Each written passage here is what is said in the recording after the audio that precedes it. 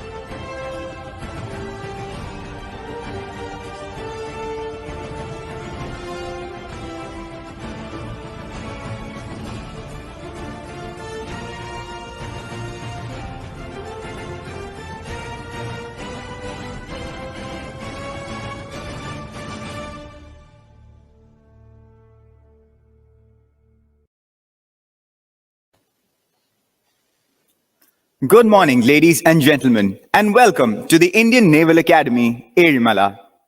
Situated in the picturesque region of North Kerala, India, we are Asia's largest maritime military training academy, engaged in the business of shaping future naval leadership.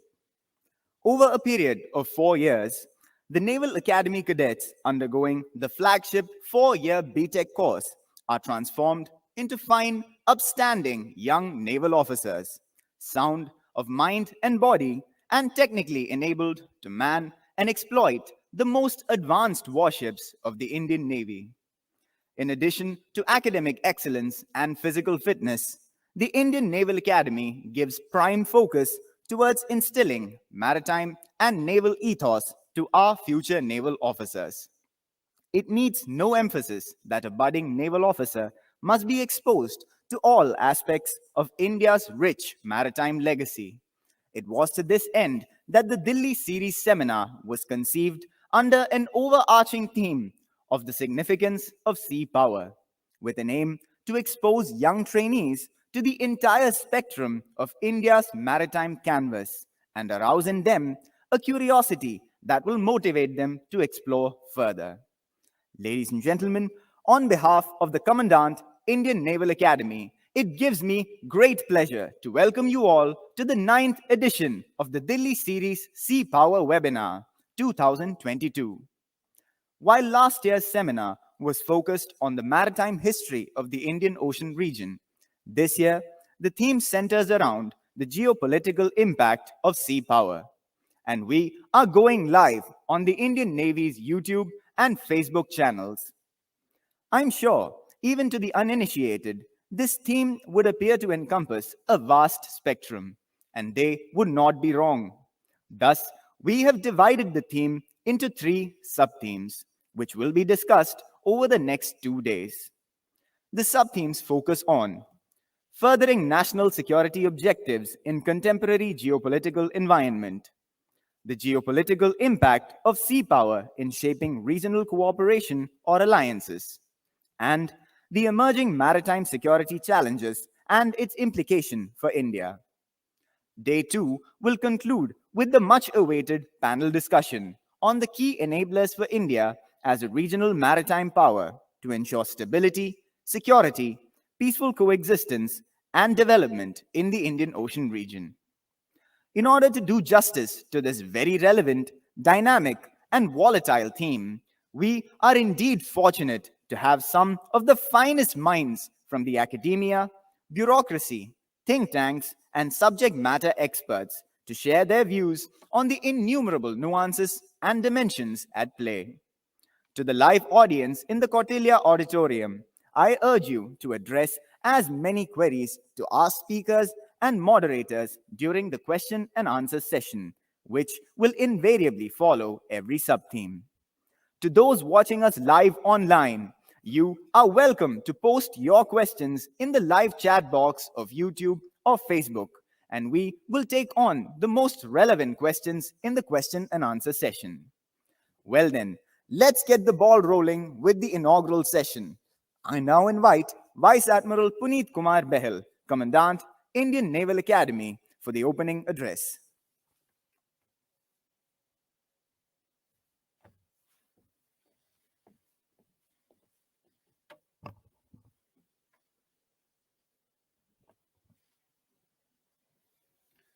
Admiral R. Hari Kumar, Chief of the Naval Staff, Admiral Arun Prakash, Admiral K.B. Singh, former Chiefs of Naval Staff, Mr. Vijay Gokhale, former Foreign Secretary, Admiral Ashok Kumar, National Maritime Security Coordinator, distinguished speakers, flag officers, commanding officers, officers, members of the media, cadets of Indian Naval Academy, ladies and gentlemen.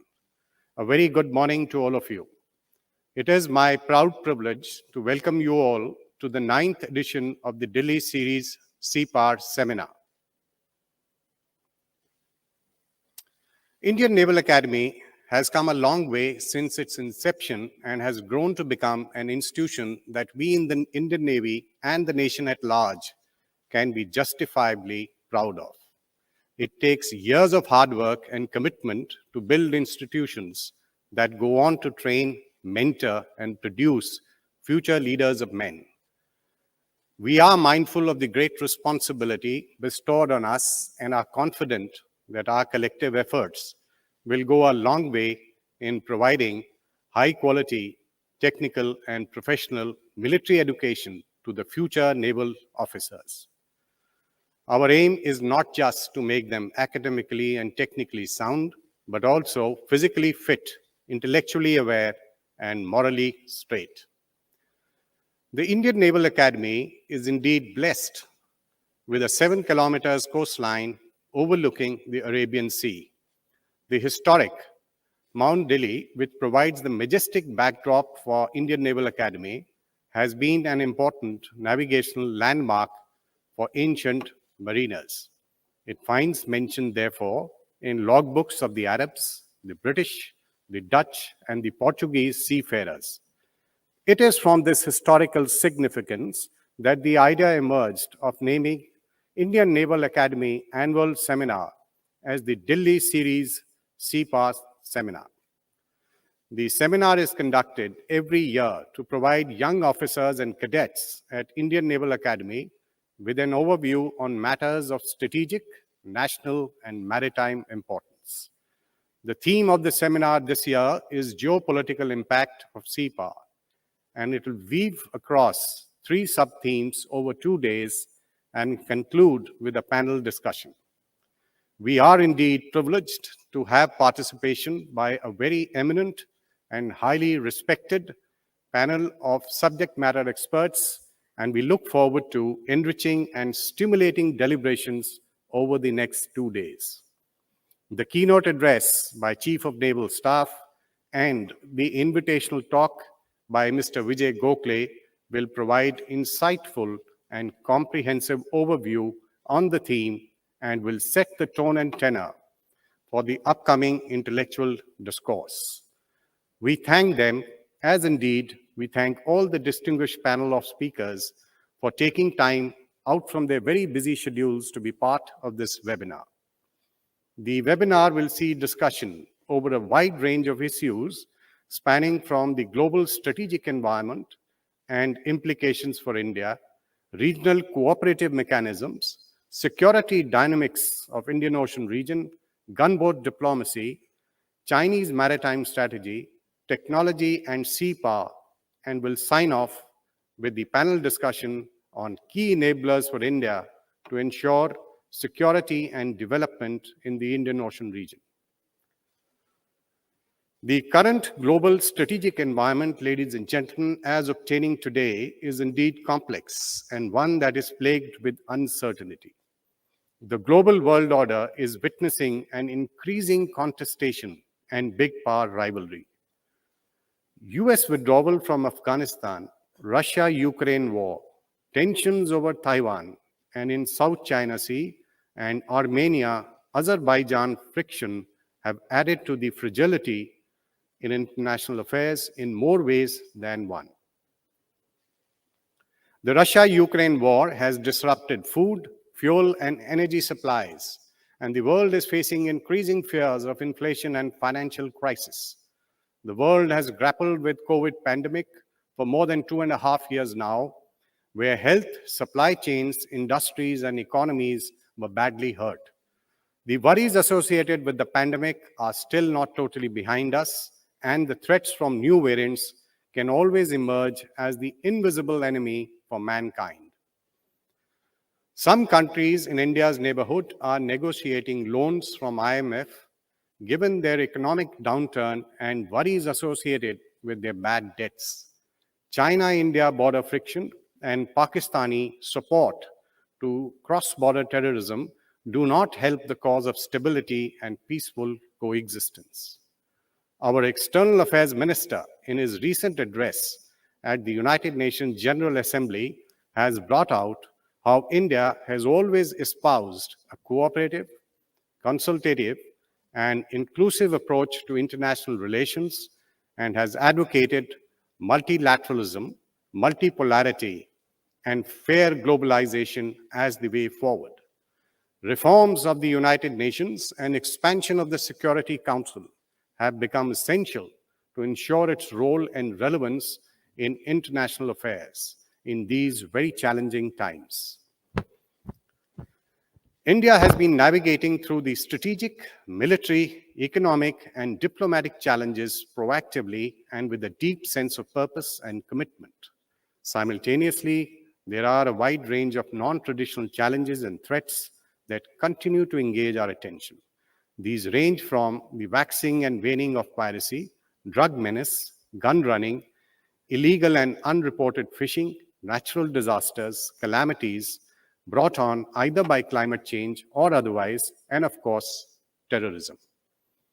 Given its geostrategic location and wide-ranging trade, energy, and security interests in the Indian Ocean region, India has taken a keen interest in building cooperative mechanisms to further peaceful coexistence and mutual development. India has espoused the principles of freedom of navigation and access to global commons. This has enabled us to develop trust of other nations, and Indian Navy is seen as the preferred security partner in the region. Indian Navy, on its part, has ensured regular engagements through exercises, coordinated patrols, high-level interactions, and capacity building. The increasing forays by PLA Navy in the Indian Ocean region and the progress of its Belt and Road Initiative are monitored and watched carefully as Indian Navy goes about ensuring safe seas in alignment with its maritime security strategy in the coming years. Threats in the maritime domain are complex and diverse, given the loosely regulated environment in the high seas. This lends itself to increasing contestation and calls for keeping vast areas under surveillance by the Indian Navy. Cyber warfare and space domain are also areas where the continuum of contestation extends even during peacetime and adds to the challenges. Infusion of newer technologies, future weapons, equipment, and platforms will also place increasing demands on our force structuring imperatives and development of sea power in the coming years. We look forward to enriching and illuminating deliberations over the next 2 days. I'm sure all the cadets and young officers who are the targeted audience of the webinar will greatly benefit from the vast knowledge and perspectives of the speakers and get to understand the finer nuances associated with the geopolitical impact of CEPA. Thank you and Jai Hind.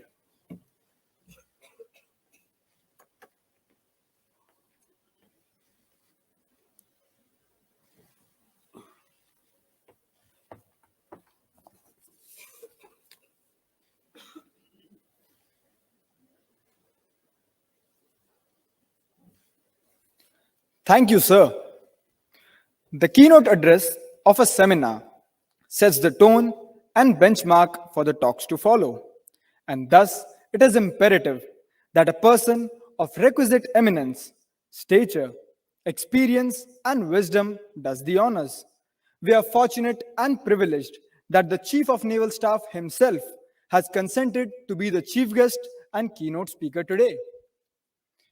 Admiral Radhakrishnan Harikumar, Param Vishes Seva Medal, Ati Vishes Seva Medal, Vishes Seva Medal, Aide de Camp, an alumnus of the 61st course of the National Defence Academy. He is specialized in gunnery and has served as the Fleet Gunnery Officer of the Western Fleet. The Admiral holds a master's degree from King's College London, an MPhil from Mumbai University, has attended courses at the United States Naval War College, Rhode Island, and the Royal College of Defence Studies, London. The Admiral's illustrious career includes command of various Indian naval ships, including the carrier INS Virat, and an appointment as the naval advisor to the government of Seychelles. His flag appointments include Flag Officer Sea Training, Flag Officer Commanding Western Fleet, Chief of Staff Western Naval Command, Controller Personal Services, and Chief of Personnel, Naval Headquarters. Prior to taking over as Flag Officer Commanding-in-Chief Western Naval Command, the Admiral was the first Vice Chief of Defence Staff. Post-creation of the institution of Chief of Defence Staff, he was Secretary to Department of Military Affairs, where he played a key role in its setting up and operationalization. The Admiral was awarded Vishes Seva Medal in 2010, Ati Vishes Seva Medal in 2016, and Param Vishes Seva Medal in 2021. Admiral Radhakrishnan Harikumar currently serves as the 25th Chief of Naval Staff. Without further ado, please welcome the Chief of Naval Staff for the keynote address. Over to you, sir.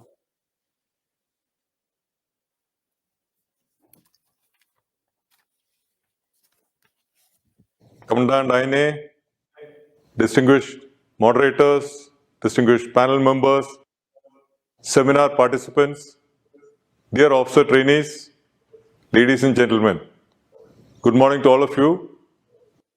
At the outset, I thank Vice Admiral Behel, Commandant INA, for the opportunity to deliver this keynote address of the 2022 edition of the Dilli series CEPA seminar. While being there at INA, standing in front of you at the Kautilya Auditorium would have granted me the enviable experience of your unbridled energy, enthusiasm, and eager-eyed attention. Circumstances necessitate that I convey my thoughts through a pre-recorded message. Notwithstanding, I'll try and put in perspective what this seminar is all about. It's obviously about improving your understanding about the geopolitical impact of CEPA. This one single line tells you precisely why the Navy exists, which is to bring to bear an impactful power from the seas to influence affairs on land.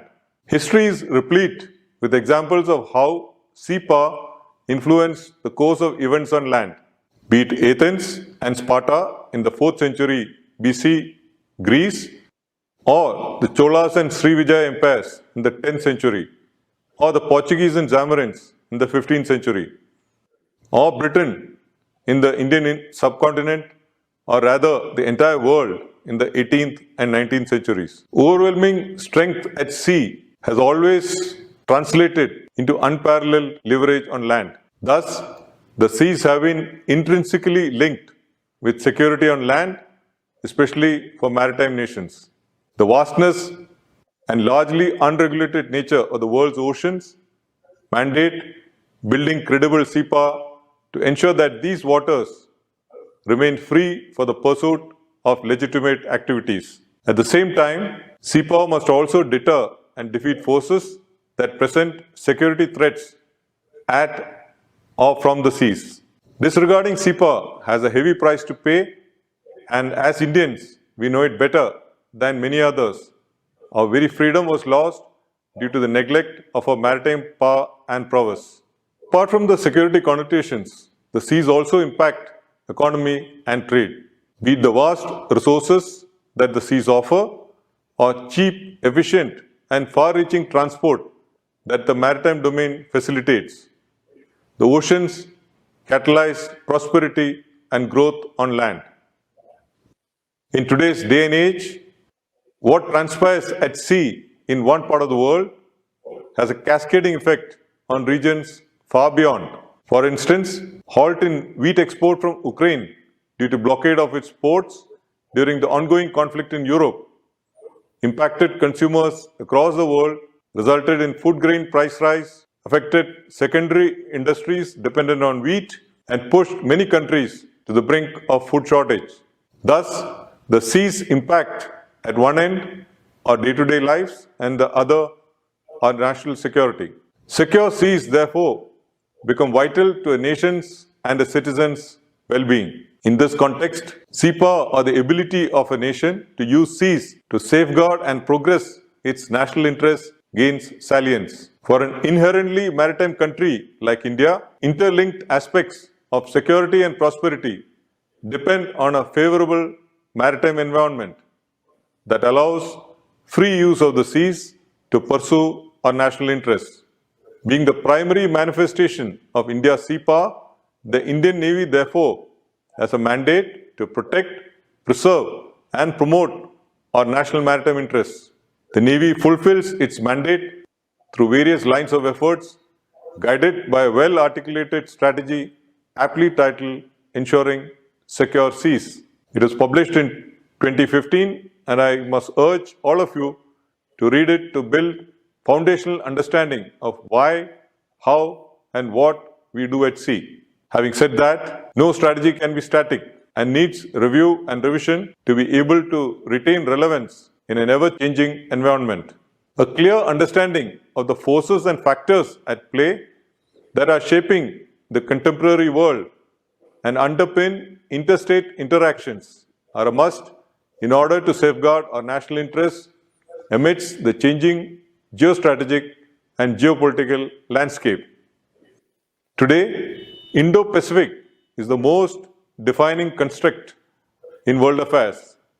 This region, encompassing the Indian and Pacific Oceans, is becoming the economic power of the world. Nations have interest in the vast resources the region has to offer, be it food, oil, rare earth materials, and equally importantly, the human resources. Bulk of the global maritime trade transits the oceans of Indo-Pacific. As a result of its importance, there is now an increased presence of extra-regional forces in the region. Suffice to say, the Indo-Pacific and in turn the Indian Ocean is increasingly becoming congested and contested. Given the predominantly maritime orientation of the Indo-Pacific, India will necessarily have to use its sea power through its navy to ensure that our national interests are protected amidst all this flux. Apart from this overarching churn in the seas around us, the maritime security challenges that threaten our national interests span the entire spectrum.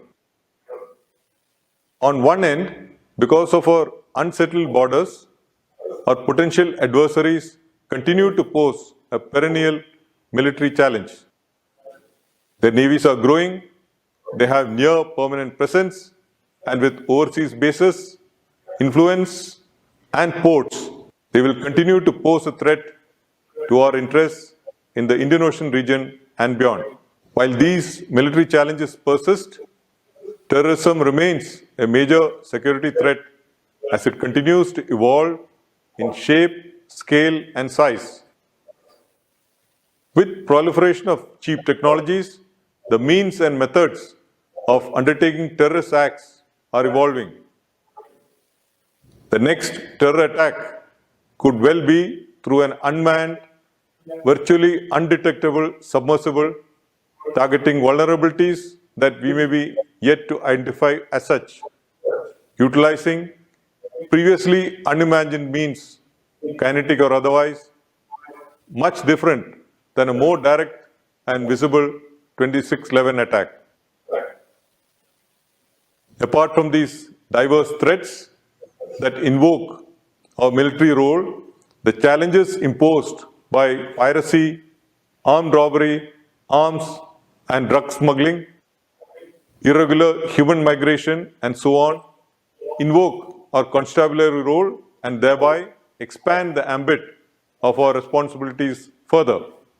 Add to this the need to be ever prepared to render assistance during natural disasters and contingencies across the country and in the wider Indian Ocean region as well. Given such a broad set of challenges, the Navy and the sea power that it brings to bear will have to provide a wider overarching security umbrella at sea for a nation to utilize the seas for furthering our national interests. It's only then will our nation grow, prosper, and rise. And rising we are. However, our ascent cannot be in isolation. Security and stability that we seek will only fructify if the broader Indian Ocean region remains peaceful. Further, the vastness of oceans as well as transnational nature of certain maritime security challenges and their all-impacting nature necessitates a more inclusive and cooperative approach to the region's security. Towards this end, the Navy becomes an important tool for furthering cooperation between like-minded nations, be it through information sharing, joint patrolling, surveillance, capacity building, etc. And these positive interactions establish an environment of mutual trust and friendship across the region. This, in turn, stimulates growth and prosperity among littorals as security challenges diminish and the full potential of the seas is leveraged for economic activities. This approach was also duly highlighted by our Honorable Prime Minister in 2015 when he articulated his vision for the Indian Ocean region, Sagar, or security and growth for all in the region. In materializing Sagar, India, with its favorable maritime geography, rising economy, and increasing capacity and capability, will have to do a large part of the heavy lifting in the region. Further, as a nation grows, so will our stature in the world, and so will the accompanying responsibilities of contributing to the greater good. In this context, when reaching out to our friends and partners across the oceans and regions in their time of need, the Indian Navy, with its reach, mobility, and versatility, becomes a pivotal tool contributing towards India fulfilling its obligations as a responsible maritime power. It's abundantly clear that in the coming years, the Navy will have to pursue its four cardinal roles, that is, the military, diplomatic, constabulary, and benign, with increased scope and scale. It is you who will be called upon to deliver results in pursuance of any one or a combination of these roles. Therefore, a nuanced understanding of the Navy, sea power, and its impact on our national endeavors in pursuit of security and prosperity becomes necessary. And that is why you are sitting here in this auditorium today. The seminar will walk you through all these issues that I have touched upon in great detail. You will hear about what is happening around the world, how sea power is evolving, what are the emerging challenges at sea, and how should the Navy go about addressing them. The seminar will hopefully enhance your understanding and appreciation of most of these issues. I can also assure you that you could not have asked for a better array of panelists, moderators, and speakers, many of whom have been guides and mentors for generations of naval officers, including for me. My advice to you, therefore, is quite simple. Imbibe, ideate, and seek interpretations of all aspects that ignite your minds. This is an invaluable opportunity, and I encourage you to make the most of it. However, in the midst of this intellectual discourse, if you do at any time feel a bit overwhelmed or overawed, just pause and look at our new naval ensign for inspiration. The blue octagon that you see in it is inspired by the royal stamp of the great Maratha king, Chhatrapati Shivaji Maharaj. His views on SIPA aptly summarize what this seminar is all about and what you must always remember. Jalameva Yasya, Balameva Tasya, which means one who controls the seas is all powerful. Before I conclude, and since I have this opportunity, a brief word of advice for our trainee officers. Seminars such as these will kindle your minds and awaken your curiosity. Leverage this to become better warriors. At the same time, also remember to continuously work on other aspects which will be required from you as leaders. These include an unwavering focus on intellectual development coupled with sustained enhancement of your physical and mental strength and endurance. Make use of every day at the academy to equip yourselves to lead the service into the future. You will be the driving force that will propel our Navy forward. When you graduate from the academy, do so ready to shoulder the challenging roles and responsibilities that will await you. This is your duty as trainees, so do it well. On that note, I will conclude. I wish the seminar every success. Shanno Varun, Jai Hind.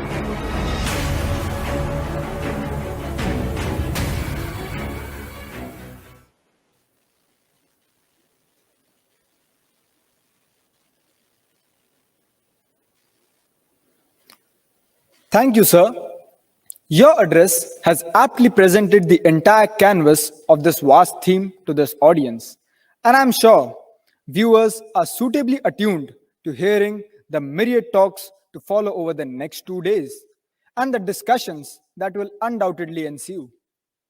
We in uniform do not often get a chance to get up close and personal with senior members of external organizations, much less the foreign service. But it is these individuals who live and breathe geopolitics and shape the destiny of the nations on the world stage. Getting a perspective from someone in the field of geopolitics would serve as an excellent primer for this audience who truly appreciate these sessions and panel discussion planned ahead. We are indeed fortunate that today we have with us no less than a former Foreign Secretary of India, who I'm sure has often been in the proverbial eye of the storm, and his perspectives would be as close to reality as is possible. Ladies and gentlemen, it is my privilege to introduce Mr. Vijay Gokhale, an Indian Foreign Service officer of the 1981 batch. Mr. Gokhale has served in diplomatic missions in many countries. He has served as the High Commissioner of India to Malaysia and as the Ambassador of India to Germany and China in various phases of his distinguished career. He is one of the leading Chinese affairs experts and the only Indian Foreign Service officer to have served in both mainland China and Taiwan. He is currently a non-resident senior fellow at the New Delhi-based think tank, Carnegie India. I sure am curious to hear what our former Foreign Secretary has to say on how our naval power impacts the countries stand on the global platform. Ladies and gentlemen, please welcome Mr. Vijay Gokhale.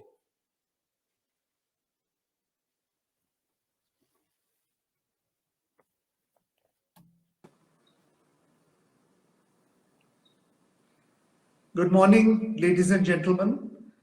It's a great privilege and honor to be invited as the invitational speaker for the 9th edition of Dilli series, CPA Webinar 2022. I want to convey my appreciation to Vice Admiral Puneet Behel for inviting me. It is always a great privilege to talk to members of our armed forces. It is no understatement to say today that the world is in the midst of turmoil. From 9/11 through the global financial crisis and the major and minor wars that have occurred, and with the COVID pandemic, there have been serious challenges to the world order. The post-Second World War United Nations-centric global security order appears to be falling apart. The world's most powerful nations, the United States, Russia, China, Britain, and France, permanent members of the United Nations Security Council, who have been tasked with keeping the peace, have illegally gone to war themselves. The United States in Iraq, Russia in Ukraine, and China with its military activities in the South China Sea and in Eastern Ladakh. Moreover, the Bretton Woods institutions, the World Bank, the International Monetary Fund, and so on, and the very idea of free trade that underpinned the global economic order after the collapse of the Soviet Union has itself come under stress. The world's largest economies, the United States, China, and the European Union, are not the engines of growth that they used to be, say, 10 years ago. And during the pandemic, their failure to provide international public goods, particularly vaccines, was quite evident. Militarily speaking, doctrine is struggling to catch up with modern technology. State-of-the-art technology is rapidly developing. But at the same time, the technological limitations have been laid bare. Some of the world's most technologically advanced countries, like the United States and Russia, despite all the technological benefits that they had, were unable to prevail against some of the relatively ill-equipped and under-trained resistance forces. The Americans versus the Taliban in Afghanistan, and Russia versus the Ukrainian national forces in the Ukraine. We also have the militarization and weaponization of new fields like outer space or cyber, which will present us all with new challenges. And closer to home, of course, we have the changing naval balance in the Indo-Pacific.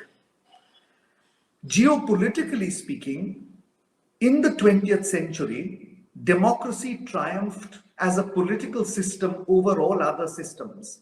It triumphed over monarchy in the First World War. It defeated fascism in the Second World War. And of course, it defeated communism at the end of the Cold War. It was therefore the dominant geopolitical ideal system that countries were expected to adopt. But what we are seeing today is democracy under challenge. That challenge, of course, first and foremost comes from authoritarian states like China and Russia, but it also comes from within democracies. We can still remember the storming of the US Capitol on the 6th of January 2021. We read about the rise of European right-wing parties. So in a sense, democracy as an ideal system of governance is also under challenge. So to sum up, ladies and gentlemen, 20 years later, when all of you will look back to this time in history, you will say that we have lived through nothing less than the disintegration of the global order. What is the fallout of that likely to be? What are the implications for all of us? One can only speculate about this, but I think a certain amount of speculation is required if we are to prepare for what will come in the future. First and foremost, I think American hegemony has been damaged. It has been challenged by an ascendant China that has risen more swiftly than anybody in the world had prepared for. And as a result, today, there is no longer a unipolar moment or a unipolar world. By itself, the United States does not have the resources, the technology, or the bandwidth to police the rest of the world. It needs partners. Its hegemony is under question. Secondly, the European Union, a group of 28 European countries which had come together in a new experiment at the end of the 1990s as an alternative model for the world, is itself racked by political crisis and financial troubles. Today, the European Union cannot hold itself up as an example to others of what they might look at if they were to go forward from today onwards. Thirdly, new equations are forming. You have, of course, the partnership between Russia and China. We saw that on the 4th of February this year, during President Putin's visit to China, they agreed on a no-holds-barred partnership, a partnership which had no limits. You also have Turkey and Iran coming together in a crucial part of the world, the Middle East, on the one hand, and an interesting triangle developing on the other between Saudi Arabia, the United Arab Emirates, and Israel, which were for the past 70 years sworn enemies. Closer to home, we have Quad. And all these different new equations that are emerging are going to have ramifications both for the Eurasian mainland and for the Indo-Pacific. Yet another implication of the breakdown of the global order is the rise in protectionism, free trade, or for that matter, even the free movement of peoples and the free provision of services is no longer, it seems, a desirable objective for many countries. Technology, of course, has emerged as a powerful vehicle for social economic change, but that too is a mixed blessing because of its implications for climate change, for example. And because we may be asked to make technology choices that limit our freedom of action due to the rivalry between the United States and the West on the one hand and the People's Republic of China on the other. For the same reason, the promise of global connectivity, the free flow of goods, both physically and information virtually, is now threatened by state actors, of course, but increasingly by non-state actors, terrorists, pirates, cyber criminals.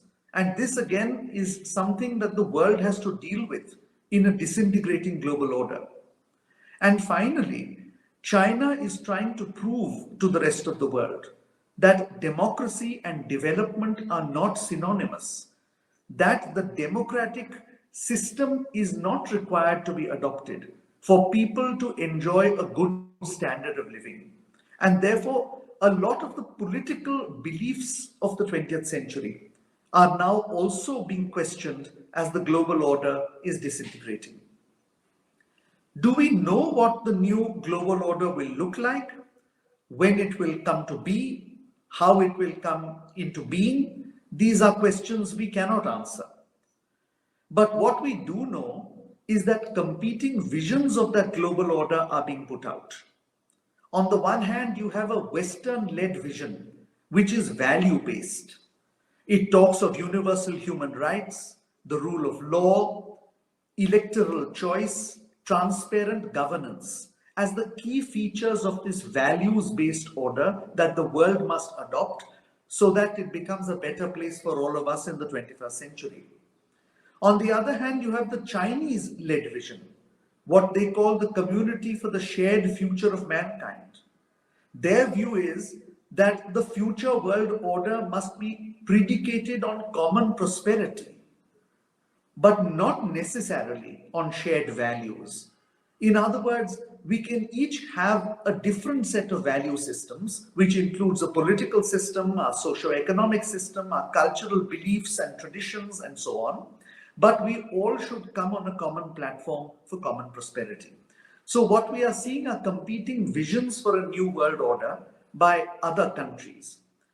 But we as Indians need to tread a careful path based on rational calculation and putting national interest and national objectives in mind. We must craft a foreign and national security policy in this new world order that is to emerge, which serves our interest. Why? First, because while the United States still claims that it is the global leader, there is no guarantee that the Americans will ever regain global hegemony. Second, because while China says its rise is inevitable, there is no certainty that China will replace the Americans as the dominant power. And finally, because India, in all your lifetimes, will undoubtedly emerge as a significant provider of international public goods and therefore will play a role in determining what your world looks like by 2050. So where should we begin? Where should India begin in this quest? We should begin by acknowledging that over the previous 75 years, we have gradually grown as a nation. We have adjusted to a new strategic outlook, which defines our neighborhood not simply on the basis of our land boundaries, but also on the basis of maritime space. We have reduced our sea blindness. We are redefining our strategic neighborhood from the Bab al-Mandeb and the Red Sea to the Straits of Malacca and beyond. And we are reclaiming our traditional and historical maritime space. But in doing so, it is essential to have a proper perspective of the broader international environment in which we are operating. First, we must acknowledge that the United States and China will remain the most powerful players, at least for a decade. With a GDP of 25 trillion and 18 trillion respectively, the United States and China are far, far bigger economically than the rest of us. Therefore, while a multipolar order is taking shape, it is likely to have strong bipolar features in the first 10 years. Secondly, while China is a competitor, maybe even a rival or adversary, but China's rise has not been an unmitigated disaster for India. The challenge that they have posed to Western domination and hegemony has also helped preserve and protect our strategic and decisional autonomy. At the same time, it is not in our interest to see the decline of the West to the point that China becomes the global hegemon. And therefore, Western pushback is also good for balance. And it is important for all of you as members of our armed forces to therefore pay very close attention to the development of China-America relations. Secondly, we need to pay much more attention to the middle powers. We tend to focus on the superpowers and neglect the role of middle powers in a global international order, particularly one that is being shaped. The tendency of middle powers to hedge between the superpowers will grow. Look at the behavior of Turkey, of Saudi Arabia, of the United Arab Emirates, of Indonesia, even of India during the Ukraine war. We have ensured that we have not allowed our ties with all the major powers to deteriorate, and we have, where national interest dictates, also ensured that our relations with Russia have not broken down. Therefore, the middle powers, by playing a positive role, can actually increase leverage. They can gain maneuverability. And therefore, it is important for us as India to develop ties to the other middle powers, derived and based upon common interest, of course. To sum up, therefore, although we face a decade of uncertainty, perhaps even of turmoil, it is also a decade of opportunity for us It gives us choices with regard to access to capital, to technology, and in the conduct of our diplomacy. But we need to be realistic. We are a $3.5 trillion economy.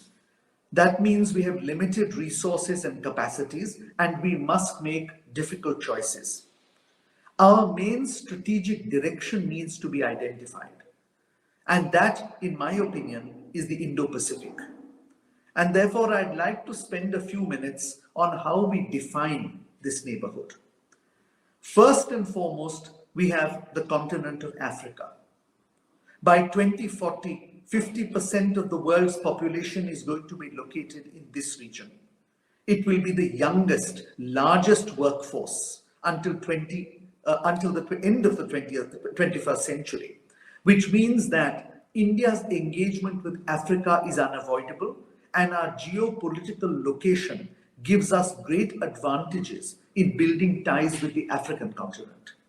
Secondly, West Asia, a region which Indians only thought of in terms of remittances from our Indian brothers and sisters who worked there, is now being transformed into a region with which we have long-term economic and security interests as well. We also are in the fortunate position that we are not caught up in rivalries that are occurring in the region, either religious or political, such as between Saudi Arabia and the UAE on one hand, and between Turkey, Qatar, and Iran on the other. But it will require a great deal of skill and military diplomacy as well to ensure that our relations here are built up. In East Asia, on the other hand, we are seeing rebalancing by ASEAN between the United States and China. But we are also seeing others hedging more openly between the United States and China. These include Australia, it includes the Republic of Korea and Japan as well. And East Asia, again, is part of our strategic neighborhood. Finally, South Asia, which is, of course, part of our integral strategic neighborhood, is also changing. There is no exclusive backyard in South Asia anymore. For that matter, no country in the world has an exclusive backyard anymore. For the United States, where the Americas were their backyard, you have the presence of the Chinese and the Russians. For Russia, which considered Eastern Europe its backyard for centuries, you have the European Union and NATO. For China, which regarded North and Southeast Asia as their backyards for centuries, today we have the Japanese and the Americans, and lately even the South Pacific, which Australia considered as its backyard, now sees a significant Chinese presence. Therefore, ladies and gentlemen, there is no exclusive backyard anymore. There are shared spaces, and we need to find out as Indians how best to protect our strategic interests in those shared spaces, particularly at a time when China's strategic periphery and our strategic periphery are overlapping in many places. We also define our neighborhood in terms of the Indian Ocean. This ocean is returning to the central position in global geoeconomics after 2 centuries. After all, let us not forget that before 1800, if the Europeans made their way to Asia, it was because of our wealth and prosperity and because the Indian Ocean was the center of global economic activity. It is returning to that role again in the 21st century. But it is also, therefore, becoming the strategic playground for the great powers. China, in particular, is pushing into the Indian Ocean as it expands its security perimeter. And therefore, India is set to confront 2 entirely new realities. First, the existence of a superpower like China on our doorstep. And second, India becoming a frontline state in the 21st century rivalry between the United States and China, which might play out in the Indian Ocean. And therefore, I believe that our focus from the national security perspective, from the foreign policy perspective, from the economic policy perspective, must be the Indian Ocean. And in the Indian Ocean, ladies and gentlemen, we are, of course, not the only player. China is determined now to establish a near permanent presence in the Indo-Pacific. They will not leave anything to luck or chance. They intend to use new technology and naval power to accelerate the American decline in the Indo-Pacific.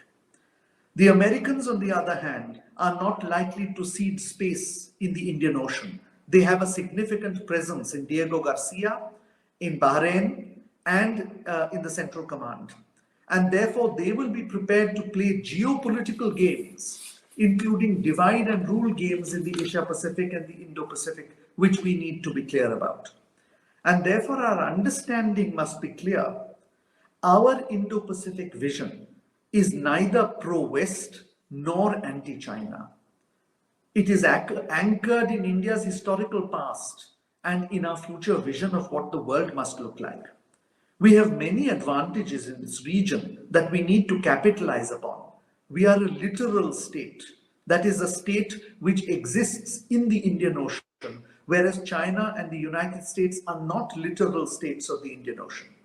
We have a favorable geography and a long coastline, which makes it easier for us to deploy and have logistics for naval assets. We have increasing naval capabilities, including with the induction of advanced technology platforms. We have new maritime relationships, not just Quad, but relationships like the trilaterals between India and France and the United Arab Emirates on the one hand, India, Australia, and Indonesia on the other. And we must of course not forget our island territories, both in the Bay of Bengal and the Arabian Sea. We have many challenges as well, and these will need to be met. I referred to the militarization of the Indian Ocean region that we will need to deal with, as well as the forward deployment and permanent presence of the PLA Navy. But we must also recognize that we lack synergy in the sea, land, space, cyber jointness part. We have weaknesses in maritime domain awareness, especially underwater domain awareness, both in terms of offensive capabilities like underwater drones and defensive technologies like sensors. We have highly vulnerable submarine cables that we need to defend. And there is much greater investment we need to make in our diplomatic relations with the Indian Ocean littoral states. And therefore, we must be clear that our actions must be addressed towards meeting all these challenges and leveraging the advantages that I spoke about. One final point is that of Quad. We know it evokes a lot of debate. There are different things to different countries. China sees it as containment. The United States and the West see it as an instrument to push for a rules-based order in the face of what they see as China's assertiveness. ASEAN is concerned about being forced to make choices between its security provider, the United States, and its economic provider, China. We must have a clear definition of our choices. The Indo-Pacific is a vision for us. It is where our destiny lies in the future. Quad is a platform for us. It helps us achieve our vision. We must not confuse the two. We have a unique role in the Indo-Pacific today as a swing state, but it is also a tricky role. You swing too much in one direction, you tend to fall off. You swing too little, you get no traction. And therefore, we must use bilateral relationships, plurilateral relationships, and multilateral relationships to do that fine balance, which allows us to pursue our critical national interest in the Indian Ocean region while maintaining reasonable relations with all the competing powers. Now, India's role as a balancing power in this changing geostrategic environment in the Indo-Pacific requires us to do a few things. First and foremost, we must have well-developed multi-dimensional naval and military capabilities to protect the sea lanes of communication and to provide international maritime public goods. That requires strong investment in our naval capabilities, both above water and underwater. Second, there is no substitute to stronger ties with the Indian Ocean states. countries like Mauritius, Maldives, Seychelles, Madagascar, and the Comoros, East African states like Mozambique, Tanzania, and Djibouti, and Middle Eastern states like Oman, Saudi Arabia, the UAE, and Iran. We must provide development partnerships that are meaningful to these countries, that meets their development objectives, that gives them a stake in the projects that we do there.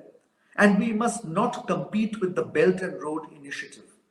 Our program of Sagar, or security and growth for all in the region, is a holistic concept which takes our partners and neighbors on board in an effort to build a common beneficiary mechanism, and is not a one-way, one hub, one spoke program. Therefore, we must pursue our own development partnerships and not be concerned about the partnerships others are pursuing.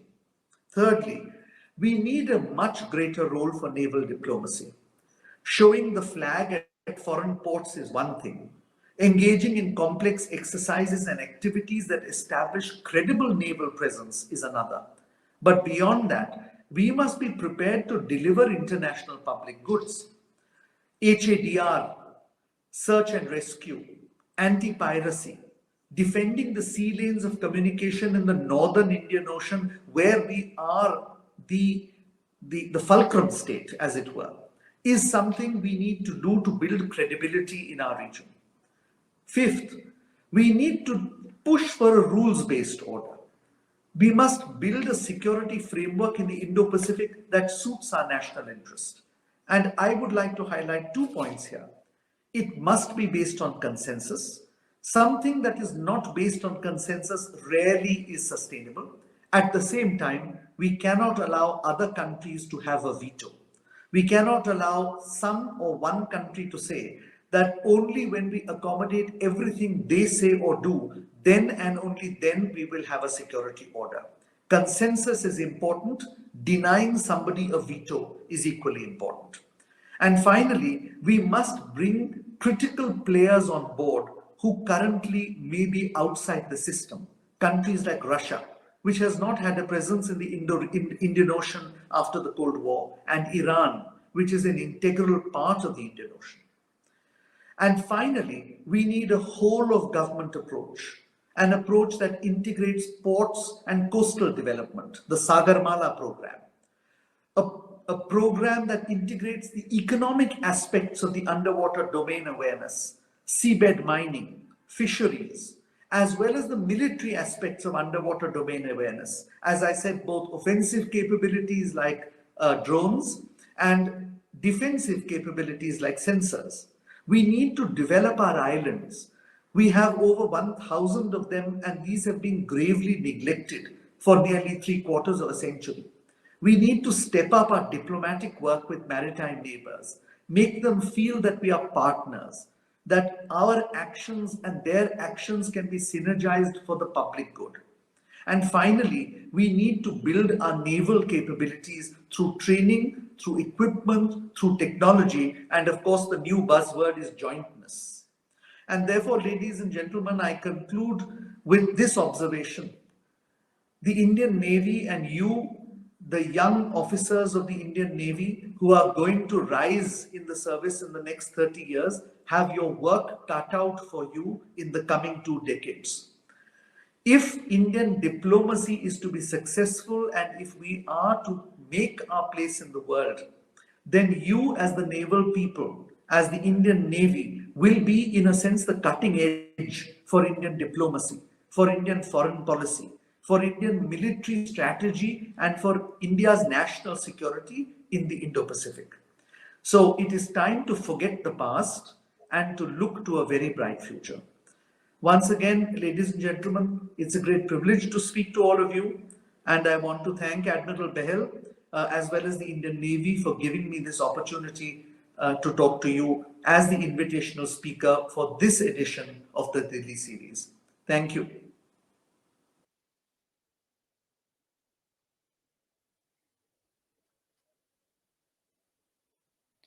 Thank you, sir. Ladies and gentlemen, we will take a short break at this juncture. Proceedings will resume at 1055 hours.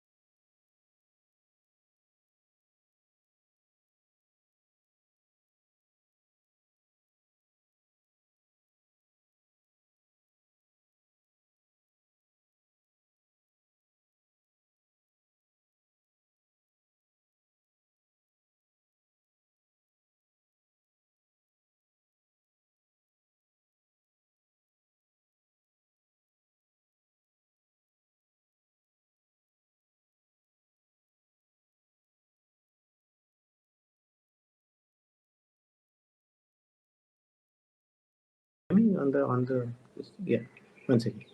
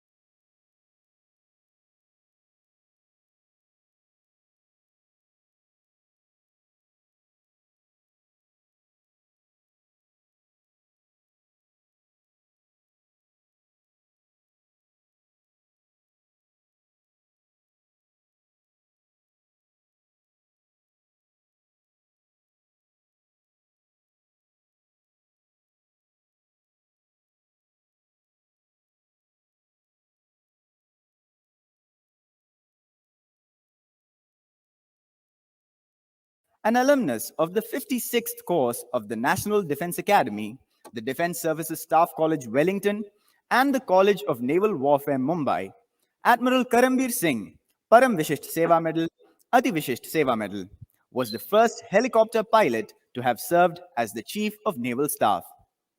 As a pilot, he has flown several variants of the Kamov and Chetak helicopters. The Admiral's distinguished career spanned over 40 years. It included the command of the guided missile corvette INS Vijayadurg and two of the Indian Navy's guided missile destroyers INS Rana and INS Dilli. As a flag officer, the Admiral has served as the Chief of Staff, Eastern Naval Command. He has also tenanted other critical flag appointments, including those of the Chief of Staff of the Tri-Services Command in the Andaman and Nicobar Islands, and as the Flag Officer commanding Maharashtra and Gujarat Naval Area. As a Vice Admiral, he was Director General of Project Seabird and oversaw all aspects of developing the Indian Navy's expansive and modern base at Karwar. Appointed thereafter as the Deputy Chief of Naval Staff, he discharged his responsibilities towards the Indian Navy's current and future operational combat capabilities. He then served as the Vice Chief of Naval Staff, involved with the development of the future Navy. He has a rich store of senior command experience and has served as the Flag Officer Commanding-in-Chief, Eastern Naval Command. He assumed command of the Indian Navy on the 31st of May 2019 and retired from active service on the 30th of November 2021. I'm sure you all must be eager to witness the first session chaired by the former Chief of Naval Staff himself. At this juncture, to formally open our webinar, I would like to give the floor to Admiral Karambir Singh. Sir, may I request you to start the proceedings of this session? Thank you so much for your very, very kind introduction. Good morning, everybody. It's my privilege. You'll hear some background sounds because my house is close to the railway track, so you might hear some sounds.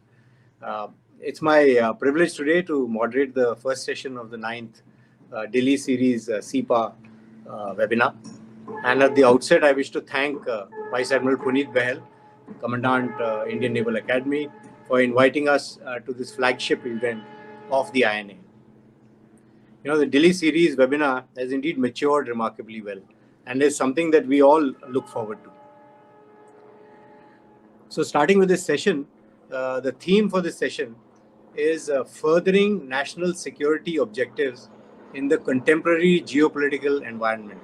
And I'll repeat, furthering national security objectives in the contemporary geopolitical environment. And we have a panel of eminent speakers who will share their views on this important topic. And of course, I'll introduce them in due course. But before that, let me share a few broad thoughts on the subject. So in my view, the contemporary geopolitical environment is characterized by uncertainty or volatility. And that is one. And second is a kind of a trust deficit that exists between nations. So when we talk of uncertainty and volatility, you all heard of the protracted Russia-Ukraine conflict. It's now in the 8th month.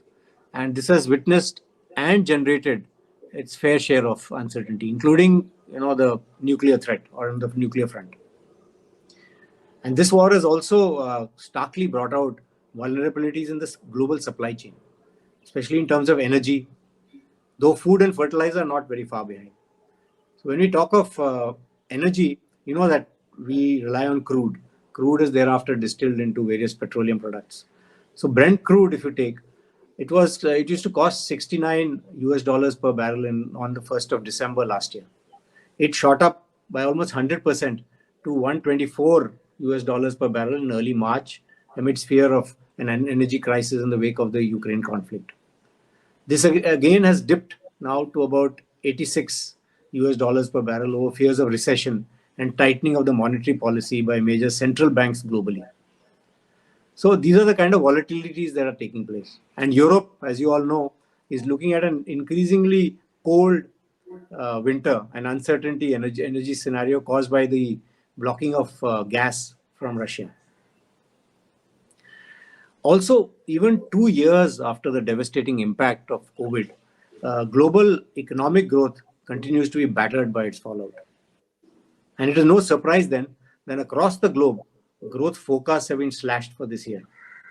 The United Nations, in its brief published in June, they noted three main transmission channels that have adversely impacted global growth. One is rising food prices, rising energy prices, and tightening financial conditions. And while the after effects of COVID are still palpable everywhere, the severity being experienced is unevenly distributed across geographies and economies. You see, the poorer countries or the not so developed countries are suffering more from the after effects of COVID. We also see strict pandemic measures continue in some parts of the world, particularly in China. As many as 30 regions of China are under varying degrees of COVID-19 restrictions. As a result, Beijing has adopted the zero COVID policy. So they are trying to enforce it. And last month, global consultancy companies estimated that almost 12% of China's economy was under COVID-related restrictions of one sort or the other. And as you know, reduced economic activity in China and now in Europe because of the energy crisis will have an adverse effect on the economies, global economies. And to all this, uncertainty brings in risk. The US Federal Reserve, they have observed that the current geopolitical risk index, this is how they classify every year, is the highest since 2003 when the US were getting after Saddam Hussein in Iraq. And we have seen this risk fueled by the Ukraine conflict, as I've discussed, and further increasing in the wake of Nancy Pelosi's visit and visit of certain official delegations to Taiwan in August. Of course, I've spoken about the economic risks, some of which I've already referred to, and these must be added, and to these must be added the risks posed by climate change. Now, climate change always takes a takes place in the back burner. But I think climate change is perhaps the most prominent global threat of our times. And unfortunately, multiple factors, including the Ukraine conflict, have pushed back global efforts to transition to clean energy. Europe had transitioned, and now they're back to using coal again, which has does a lot of damage to the environment.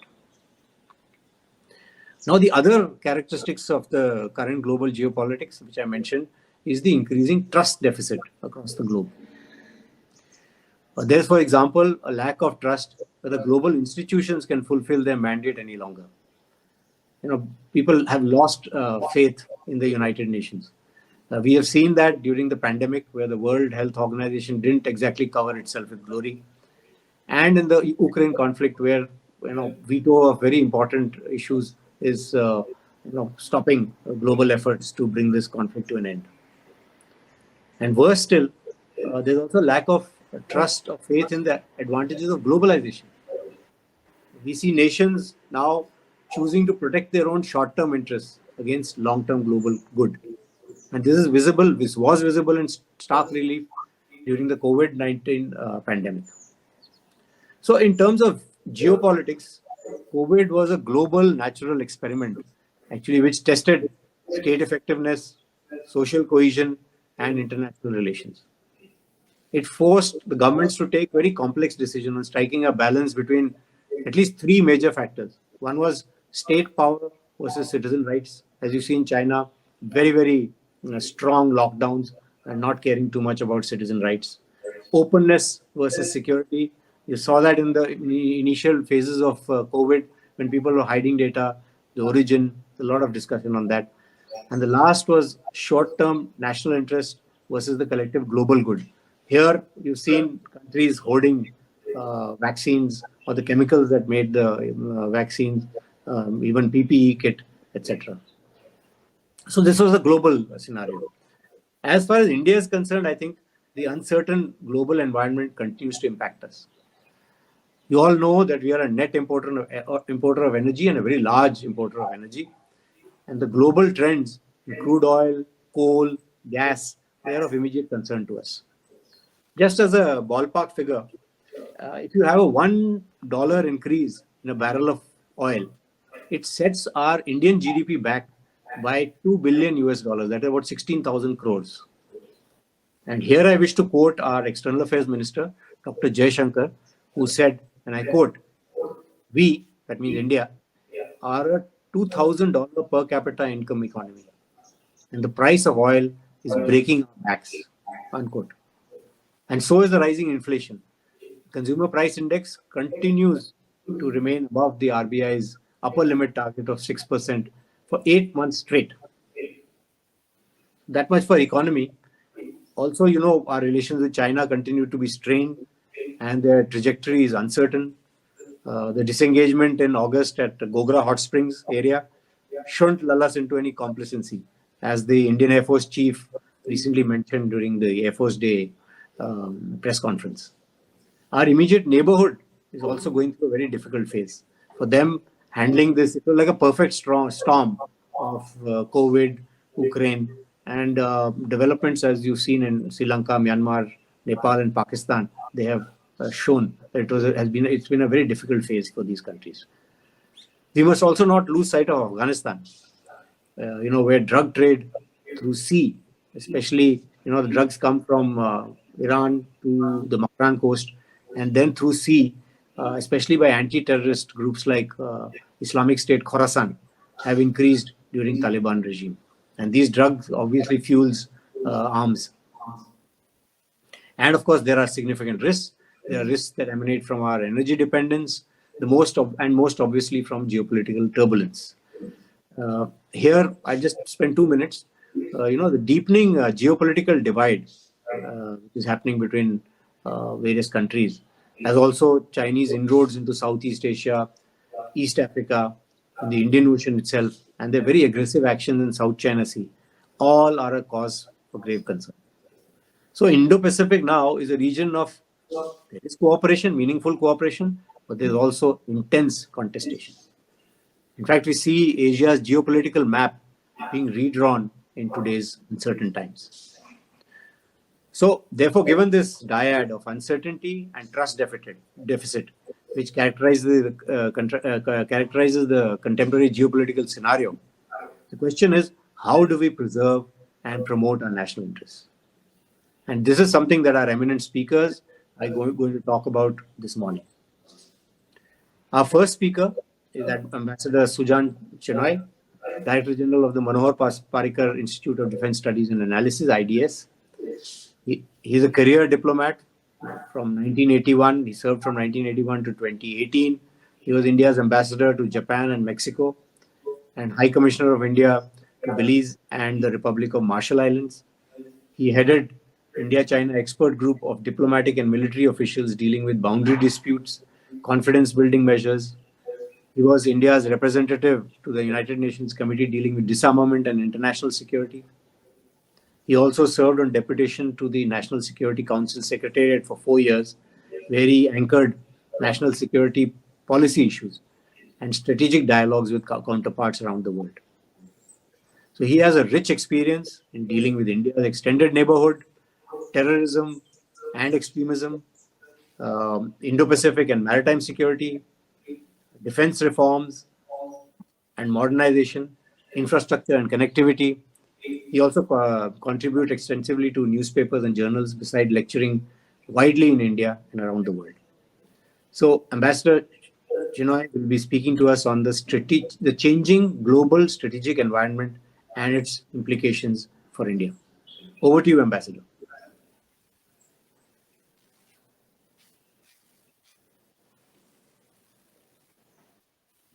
Good morning.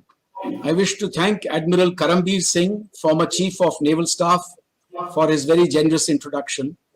I also wish to thank the Commandant of the Indian Naval Academy, Vice Admiral Puneet Kumar Bahl, for inviting me to the Dilli series Sea Power Webinar 2022.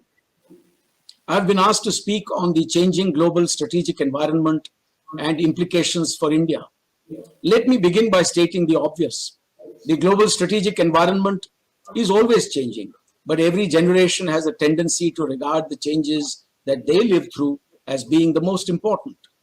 Every generation has dealt with momentous changes in the international environment.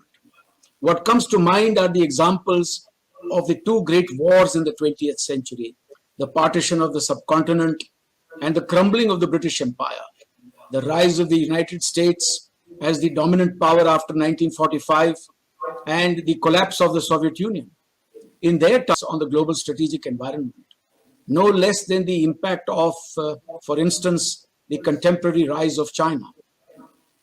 The passing on of the baton by the UK to the United States in Asia is the only example in recent history of a peaceful transition of power from one hegemon to another. According to some calculations, there are 16 examples over the past 500 years of a reigning hegemon being challenged by a rising hegemon, and this situation led to war in 12 of those cases. No wonder there is so much speculation today about the possibility of the Thucydides trap resulting in armed conflict between the United States and China. There is general consensus among strategic observers that the world is transiting today from an earlier order to a new order. Global orders are neither made nor dismantled very easily.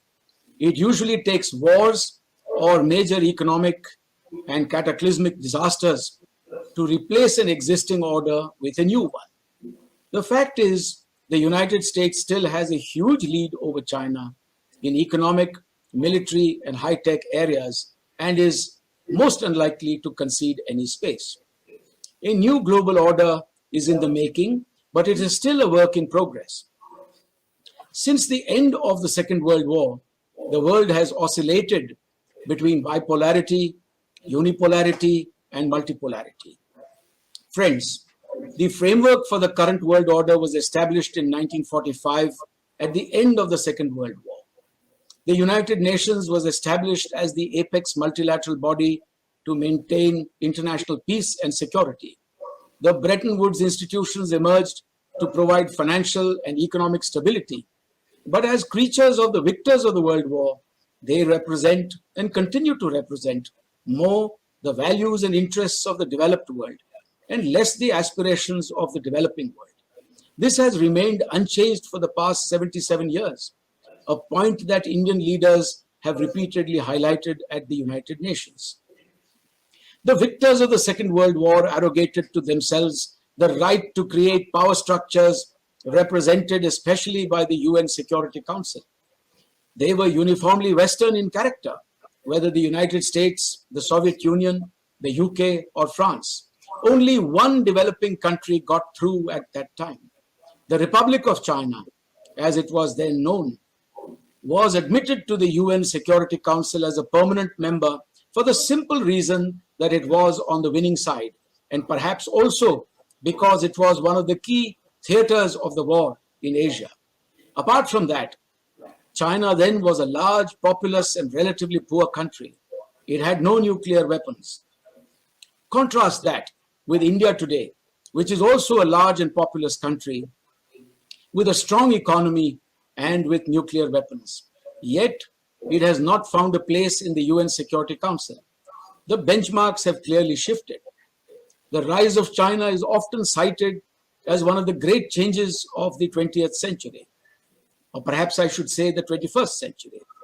Most observers link the origins of China's rise to the 1970s, when the US and China came together to forge a strategic partnership against a powerful Soviet Union.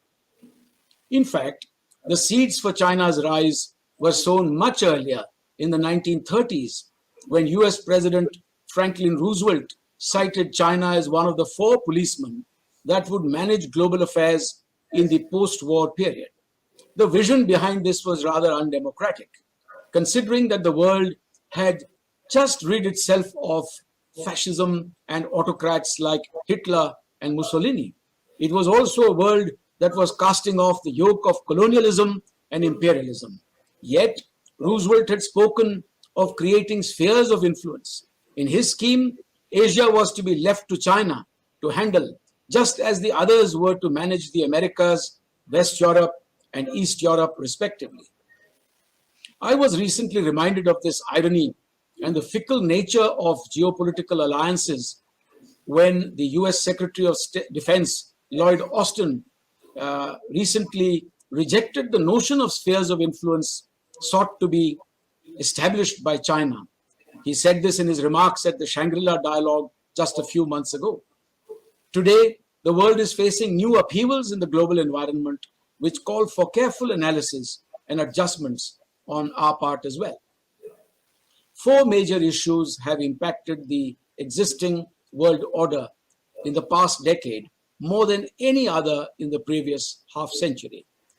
These are: one, the spectacular economic and military rise of China; two, the growing contestation between the United States and China over the key elements of the globalized world, which are trade, technology, capital, and the movement of human resources.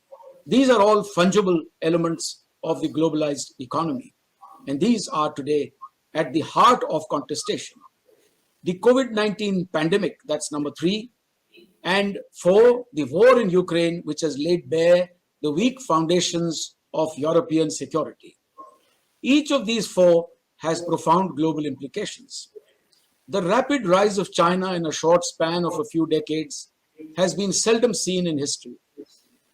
From a GDP equivalent to that of India in 1980, China is today the world's second largest economy with a GDP of approximately US dollars 18.7 trillion, 6 times the size of India's. China's rise has been nothing short of extraordinary after its entry into the WTO at the beginning of this century. China emerged unscathed from the Asian financial crisis of 1999, in which a large number of Asian states were affected. It used that opportunity to establish dependencies in Asia through currency swap agreements, that is the Chiang Mai Initiative. China was also unaffected by the 2007-2008 global financial and economic crises that took a huge economic toll on the US and Europe. Friends, the world saw a new face of China around 2009, a more belligerent, a more confident, a more aggressive face. A China that was increasingly strong also became more confident precisely at a time of economic weakness in the West. It was also a decade in which the US had retreated from the Asia Pacific to pursue its debilitating wars in Afghanistan and Iraq. In parallel, China created new China-centric structures such as the Asian Infrastructure and Investment Bank, the AIIB, and the New Development Bank of the BRICS. Alternative institutions provide China the means to compete with the influence of Western powers while benefiting from the existing global order. Better late than never, as the saying goes, the United States, having woken up to the challenge posed by China, has now sought to tackle it head-on. Europe too has realized the perils of China's economic and strategic inroads into its very heartland. In the Indo-Pacific, Japan, Australia, and several other nations are no longer blind to China's wiles. In the Indo-Pacific, there is a growing consensus on ensuring a rules-based order and a free and open maritime space. Both the Quadrilateral Security Dialogue and the defense-oriented AUKUS Pact are manifestations of these new concerns. Effectively, the pushback is a course correction. An overly securitized policy orientation towards the region is now also being backed by developmental finance and alternatives to China's Belt and Road Initiative. Friends, China has a head start in using its economic clout to achieve strategic objectives, but the tide appears to be finally turning with initiatives such as Build Back Better World, Global Gateway, the Millennium Challenge Corporation, and more recently, the Indo-Pacific Economic Framework of the Quad, and in the South Pacific especially, Australia's Pacific Step Up. To match the Chinese buck for buck in developmental finance and in the delivery of connectivity projects will remain a challenge in a post-pandemic recovery period, especially with the war in Ukraine draining US and Western resources. China's growing military capabilities, its capacities, and its aggressive behavior are altogether another challenge. The US-China contestation is moving into newer realms. The US, being the bigger and the more advanced economy and the bigger military power of the two has the greater capacity to inflict pain. China depends on the US for trade and investment proportionately far more than the other way around. For China, the US is the biggest market, accounting for about 17% of its exports. For the US, China accounts for only about 8% of exports.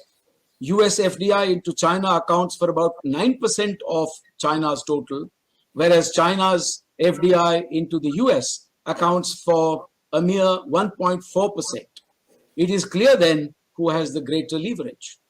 What we are now witnessing is the systematic eroding by the United States, the West in general, and like-minded countries of the very economic and high-tech ecosystem that facilitated China's rise. Apart from legislated restrictions on trade and investment flows, the technology denial regime being put in place in semiconductors, chips, and the critical supply chains in dual-use technologies, these together will compound China's economic woes in the years ahead. Chinese economic growth is rapidly slowing down. Several BRI projects are not viable. And there is no guarantee that loans will be repaid to China by countries such as, for instance, Venezuela or perhaps Pakistan tomorrow.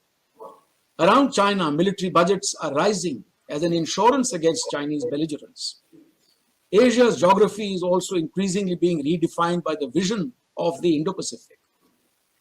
Unlike the Asia-Pacific, which served its purpose in the second half of the last century, the Indo-Pacific is more representative of the realities and aspirations associated with spreading growth and prosperity in a wider region in the 21st century. Russia's war in Ukraine has upended European security paradigms. This is a rude awakening for a continent that took its own security for granted after the end of the Cold War and after the coming down of the Berlin Wall. Ukraine has emerged as the fulcrum of a new proxy war between NATO and Russia. The crisis in Europe has also led to a renewed focus by major powers on the Indo-Pacific. Going by recent US statements on Taiwan, there is little doubt that the US policy of strategic ambiguity is undergoing considerable change. This will prove disadvantageous to China. At the same time, any premature move to take Taiwan by force could imperil China's continued growth and prosperity. In my view, the window for action for China is essentially between 2027, when the PLA is supposed to mark not only its centenary, but also the accomplishment of its modernization, and before 2049, when China seeks to declare the fulfillment of the China dream. The fallout of both China's rise and the war in Ukraine is exactly the opposite of what either China or its partner Russia would want to see. The strengthening of the Trans-Pacific and transatlantic alliances does not bode well for either. All these developments have military significance, both in the conventional and the nuclear fields. China's naval ambitions have sent ripples across the Pacific and the Indian Ocean. AUKUS could play a real role in thwarting China's forays into the Pacific, particularly in enhancing Australia's capacity to protect its own and Japan's sea lines of communication through the Vitiaz Strait connecting the Bismarck and the Solomon Seas. Australia will also need powerful sea legs to enable it to deal with situations in which the PLA Navy breaks out beyond the first island chain to threaten slocks in the Pacific Ocean. In the Indian Ocean, which is India's geography of primary interest, China's entry is bound to be resisted by India in tandem with other great powers. Most of the major powers that we speak of today have a traditional presence in both these waters. The war in Ukraine has also raised worrisome questions about nuclear threats, non-proliferation, and disarmament. At the start of this year, the joint statement issued by the 5 nuclear weapon states gave the reassuring impression about non-use of nuclear weapons. Russia's subsequent pronouncements about nuclear alert and declarations of its willingness to use weapons of mass destruction, these have sent shockwaves. To this potent mix, we must add the threats posed by China's expanding nuclear arsenal, North Korea's WMD program, and the imminent end of the New START treaty in 2026. The Iranians, meanwhile, would want to push ahead with their program. We in India need to study the nuclear dimensions of the changes that are taking place in the global order. Friends, changes in Afghanistan and the return of the Taliban have once again raised the specter of terrorism.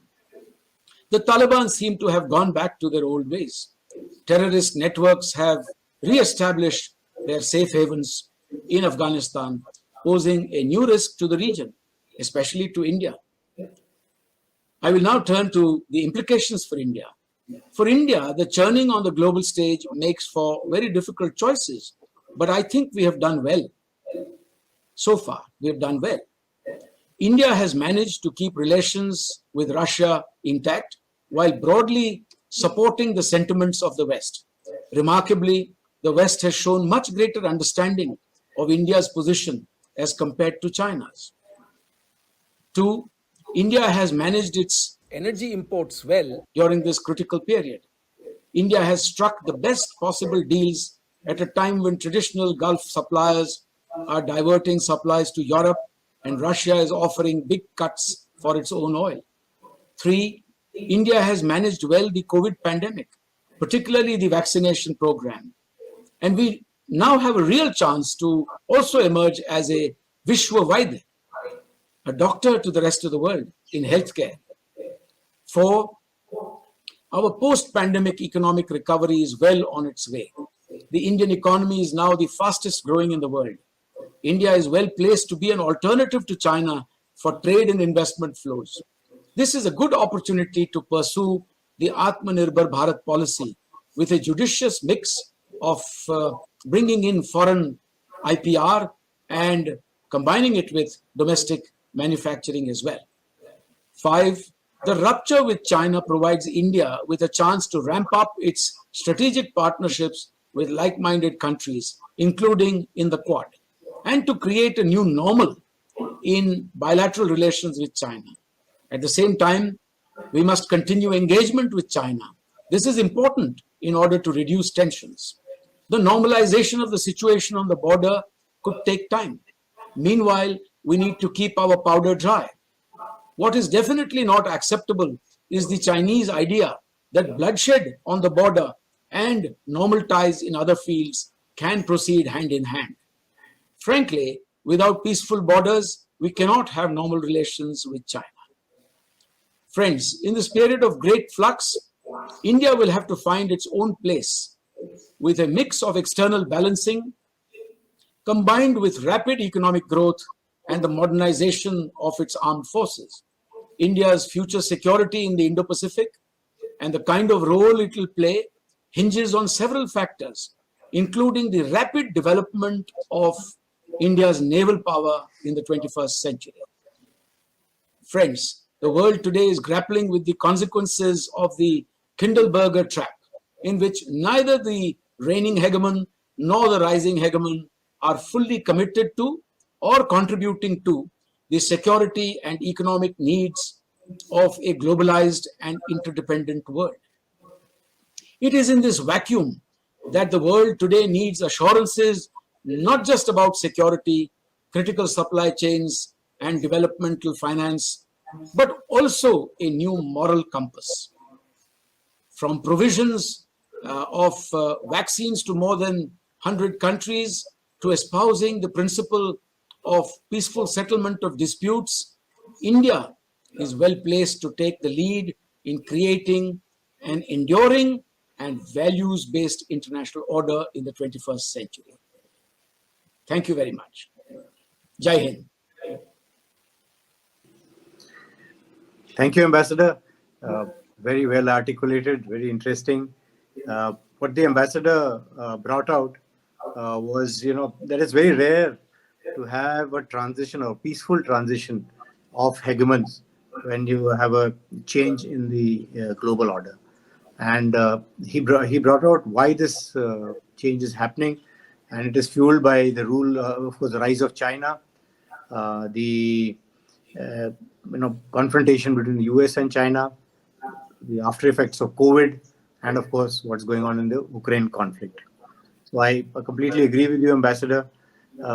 He also brought out that what we're doing is we're moving from an age of competition to an age of confrontation, and you can see that US, Japan, Australia, they are taking China head on, including on the BRI, where several initiatives like the Global Gateway, the IPEF, Pacific Step Up, and the PGI of the EU, these are all coming in to compete with the BRI. Also, Ambassador brought out that India needs to be a permanent member of the United Security Council to make sure that the United Nations bodies are more representative. Of course, very rightly brought out that Indo-Pacific is more representative of today's strategic canvas than what Asia Pacific was. And finally, the recommendation that India, first of all, the observation that India is navigating this very complex situation well, and the kind of opportunities that we have in the next 2 decades of opportunity. One is, of course, of being a Vishwavedi, the pharmacy to the world, and he has pointed out 3 things. One is that we need to sustain economic growth. We need to do a bit of external balancing, and of course, modernizing the military, especially the Navy. So thank you so much, Ambassador. Our second speaker in this session is Commander Abhijit Singh. He's a former naval officer and currently a senior fellow at the ORF, Observer Research Foundation, New Delhi, where he heads the Maritime Policy Initiative. He's a maritime professional with specialist and command experience in frontline Indian naval ships, and he's been involved in writing the India's maritime strategy. Thank you so much. It's a wonderful piece of work. He's a keen commentator on maritime matters, has written extensively on security and governance issues in the Indian Ocean and Pacific littorals. His articles and commentaries have been published in the Bureau of Asian Research, the Lowy Interpreter, the World Politics Review, the Diplomat, and CSIS Pacific Forum. He's an editor of 2 books, and I always admire people who can write books on maritime security. First one is the Indian Ocean Challenges, a quest for cooperative solutions in 2013, and Geopolitics of the Indo-Pacific in 2014. And I'm sure geopolitics has taken, though of course the principles remain the same, but they've changed a lot since you wrote the book. Abhijit has published papers on India's growing maritime reach, security of sea lines of communication in the Indo-Pacific region, Indian Ocean governance issues, and maritime infrastructure in the region littoral. So Commander Abhijit Singh will be speaking to us on concepts, essentials, and examples of gunboat diplomacy and its relevance in the contemporary strategic construct. Over to you, Abhijit. Thank you, sir. Thank you for the kind introduction. Let me at the outset thank the Naval Academy and Admiral Behel in particular for inviting me for this very interesting webinar. I have to say that 25 years ago, I was an instructor at the Naval Academy, then in INS Mandovi, where I had a chance to engage with young minds, such as the ones that are probably in the room today.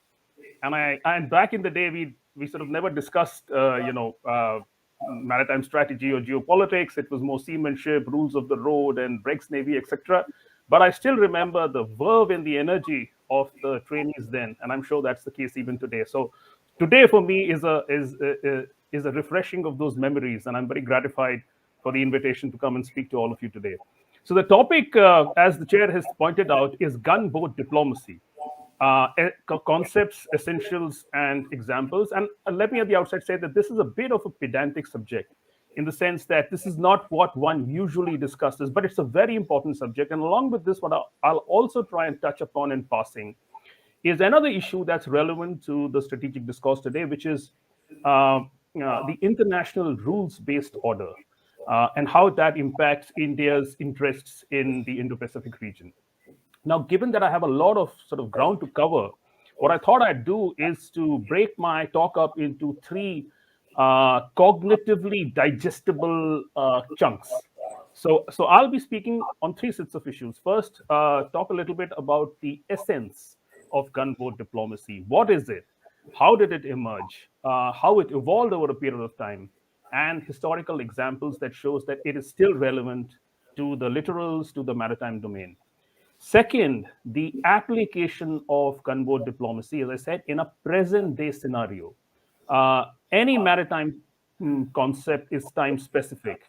And when the geopolitical environment changes, the applicability of that concept changes. And this is a section which I'm going to talk a little bit about how that shift has occurred in the Indo-Pacific region, but particularly in the Indian Ocean.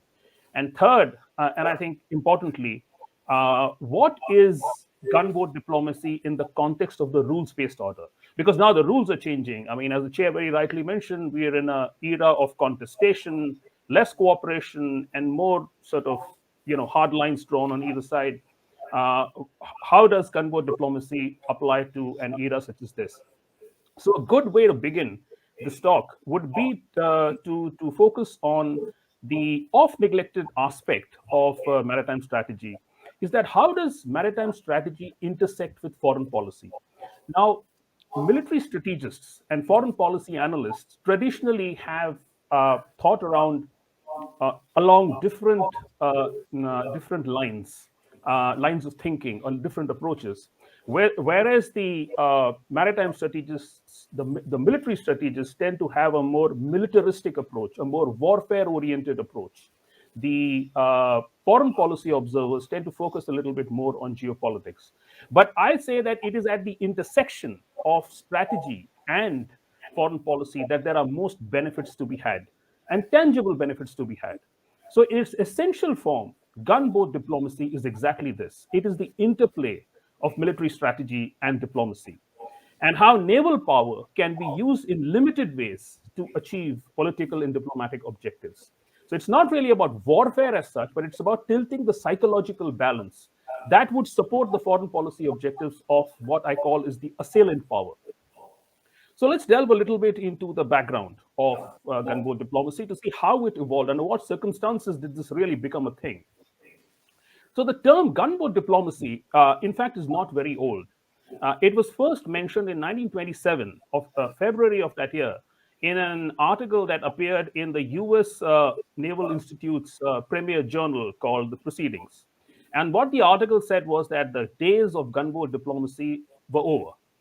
The reference was, of course, to the US campaign of intimidation against smaller states in the first 2 decades of the 20th century. The US had been trying to push the Caribbean powers, the countries in the northern Atlantic, to establish its writ over that region, and that was seen by regional observers as being, unethical, as somehow being politically maladroit. This was an ungentlemanly way of conducting your foreign policy. So the reference was to that, to say that the first 2 decades of the 20th century are over. What has been happening in the past is not so good. We should leave this style of politics aside and chart a more neutral sort of path forward. Now, for the next few decades, gunboat diplomacy was actually never really mentioned, except in the context of the US and its foreign policy in the region. But the concept came roaring back in the 1970s when the diplomat and naval thinker James Cable wrote an excellent book called Gunboat Diplomacy: The Limited Uses of Naval Power.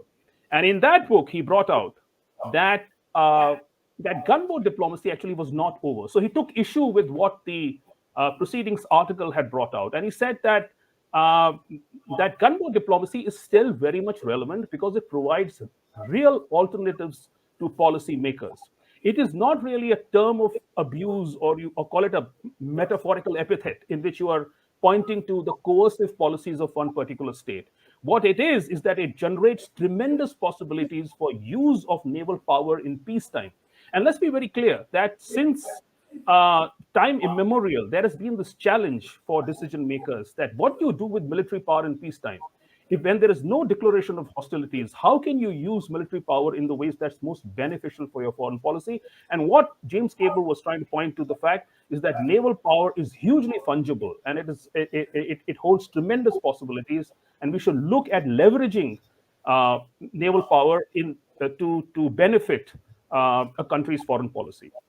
So he actually came up with a definition, which I've just said. It's the limited use of naval power for political ends to secure an advantage or to avert a loss in the literals. But you do it within the territory of a foreign state.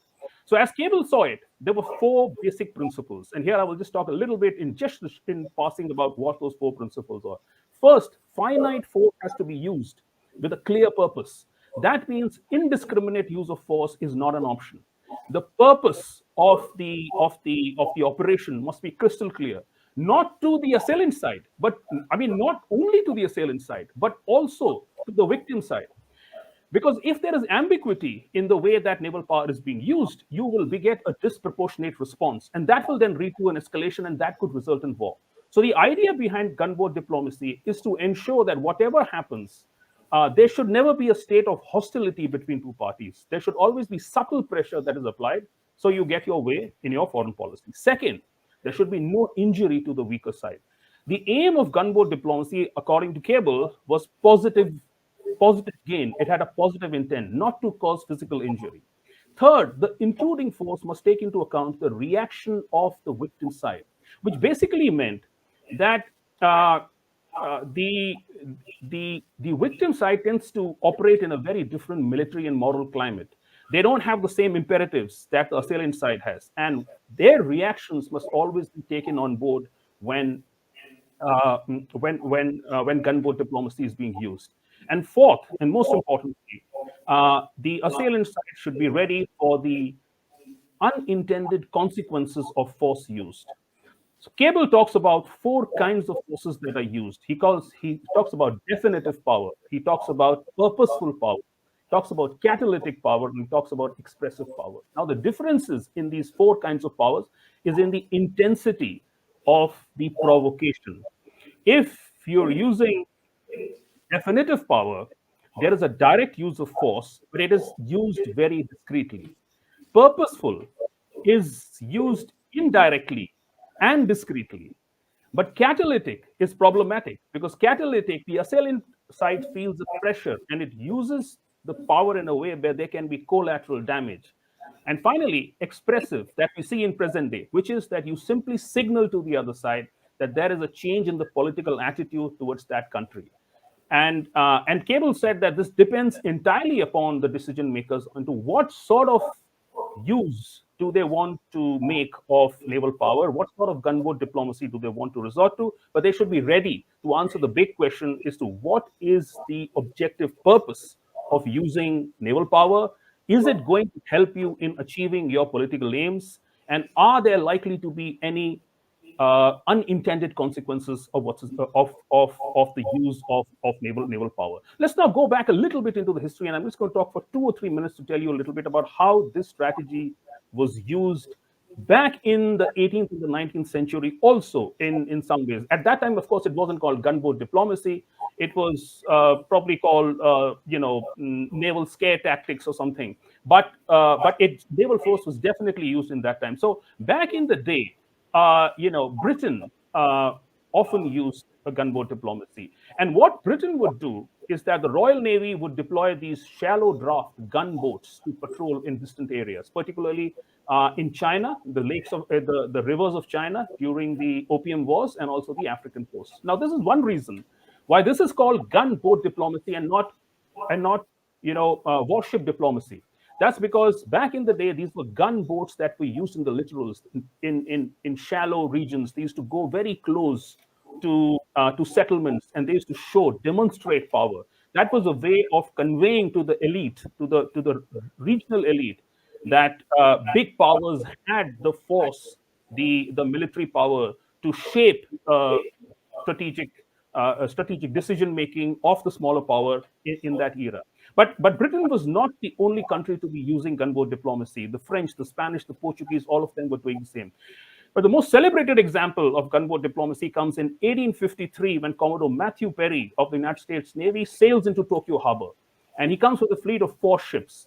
Now, the Japanese at that point are in, splendid isolation. They have a great dislike for foreign powers. They're not interested in getting into any trade deal with any country. But the Americans forced them to get into a trade deal with them simply on the basis of this huge demonstration of power. And Japan, the elite in Japan are so shell shocked by what the US has done that they just simply concede, they give way and sort of capitulate in the face of this blatant display of military force. Um, Second example is the US's use of gunboat diplomacy in the early 20th century, and I've told you about the fact that they were trying to apply pressure on some of the smaller countries in that day. But it was President Theodore Roosevelt that first used gunboat diplomacy to support rebels in Panama. And Panama at that point was fighting for its independence from Colombia. The interesting thing is not one shot was fired, but Panama gains independence.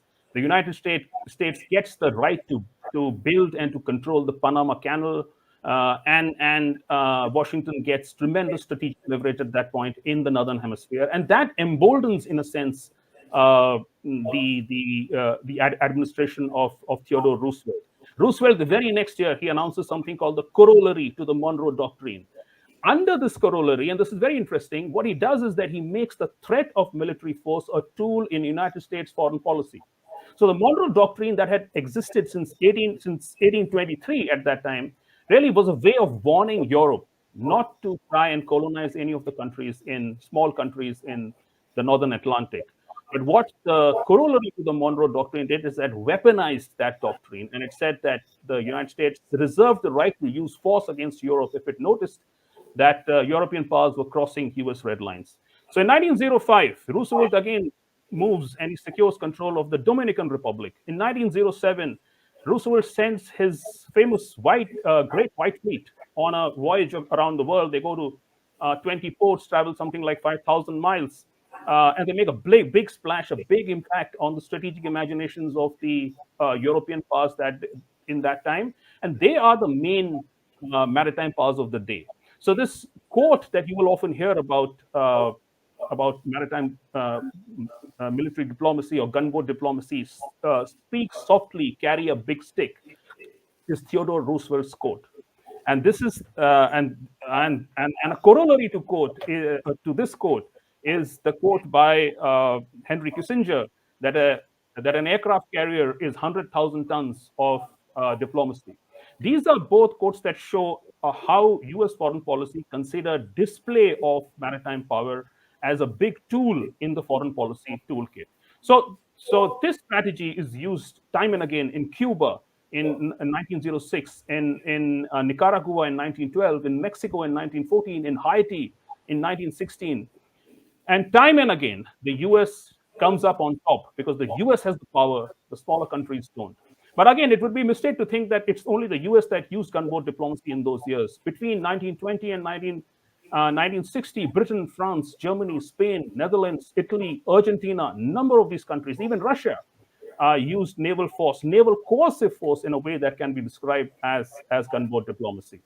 India, I would point out, was at the receiving end of gunboat diplomacy in 1971, when the Nixon administration deployed the USS Enterprise carrier battle group into the Bay of Bengal. And that was to prevent India from overrunning Pakistan. There was great fear in Washington that India might just overrun Pakistan. They might just rip through the Pakistani ranks. And something needed to be done to stop India. In that context, that the USS Enterprise was sent. But some point out that India's own deployment of military force, the frigate Godavari, to the Maldives during Op Cactus was another example of gunboat diplomacy. Some analysts would disagree. They would say that India was acting actually at the behest of the Maldivian government, and that it was only trying to address a hostage situation. But nonetheless, I would argue that foreign policy objectives were definitely involved. India's foreign policy objectives were definitely advanced also by this operation. The most prominent operation, you can call it a deployment of that period, that that was in the nature of gunboat diplomacy was the US Navy's demonstration of force in the Taiwan Straits during the third Taiwan crisis in 1995. Now, the scale at which American might was deployed in the South China Sea at that point was unprecedented. Washington had never sent such a big contingent of these were two carrier battle groups into the Taiwan Straits, and it shocked the Chinese. There are books written about it, about how the Chinese were so taken, so sort of disturbed by this big display of force that they resolved to build up their own military force and never to be in a situation where the US would humiliate them, would show them down in the manner that it did in the third Taiwan Straits. And that's one reason why this discussion of gunboat diplomacy is so important, because the Chinese at that point realized that they needed to do something about their military modernization. That particular operation by the US became the spark that led to resolve within the Chinese system to grow and grow in a manner that China would emerge as the hegemon in that region. It would counter growing US power in that space. Now, in a modern day context, and this is the third section of my talk, and I'm after this quickly going to wrap up. In the modern day context, there are four realities that we need to bear in mind before we deploy naval power in coercive ways. The first is that gunboat diplomacy is controversial. There's no doubt about it. It's controversial, and sometimes it's politically hard to justify, but it is a very effective concept. And the reason it is effective is that it sets up a strategic dialectic in which the weaker power is goaded but not beaten into submission, which means you direct the actions of that. You gently push the adversary or you push the victim state into taking a decision that favors your foreign policy objectives. But you don't use force in a way that you might create damage or injury to the other side. So this needs to be seen not as a prelude to a fight. This is not like the trailer before the movie. This is really a way of actually convincing or persuading the opponent to agree to your demands without a fight. Second, gunboat diplomacy is a legitimate tool of power projection in peacetime or in less than war situations. So Edward Luttwak, who's another very famed analyst, he's given a name for this. He calls it suasion, which means gentle persuasion. You gently persuade another state to take the decision that you wanted to take. It's a legitimate tool by which you would advance your foreign policy objectives. Unlike China's gray zone warfare or sharp power, or China's propensity to use non-state actors in the militias in the South China Sea. This is a concept wherein you're using regular navies. These are uniformed men. These are warships that are going out there and doing what needs to be done. So there's nothing very unethical about doing it. But of course, it continues to remain controversial. Third, gunboat diplomacy in a present-day context, I would argue, is more diplomacy than gunboat. Unlike in yesteryears, where it was more gunboat aggression and less diplomacy. And that's because of something that the chair stated in his opening remarks. We are in an era of strategic flux. We are in an era of uncertainty, where the competitive dynamics, the competitive elements are greater than the cooperative elements. So we've got to be very, very careful about the way we use force. Even a mild transgression can sometimes be seen to be an act of war.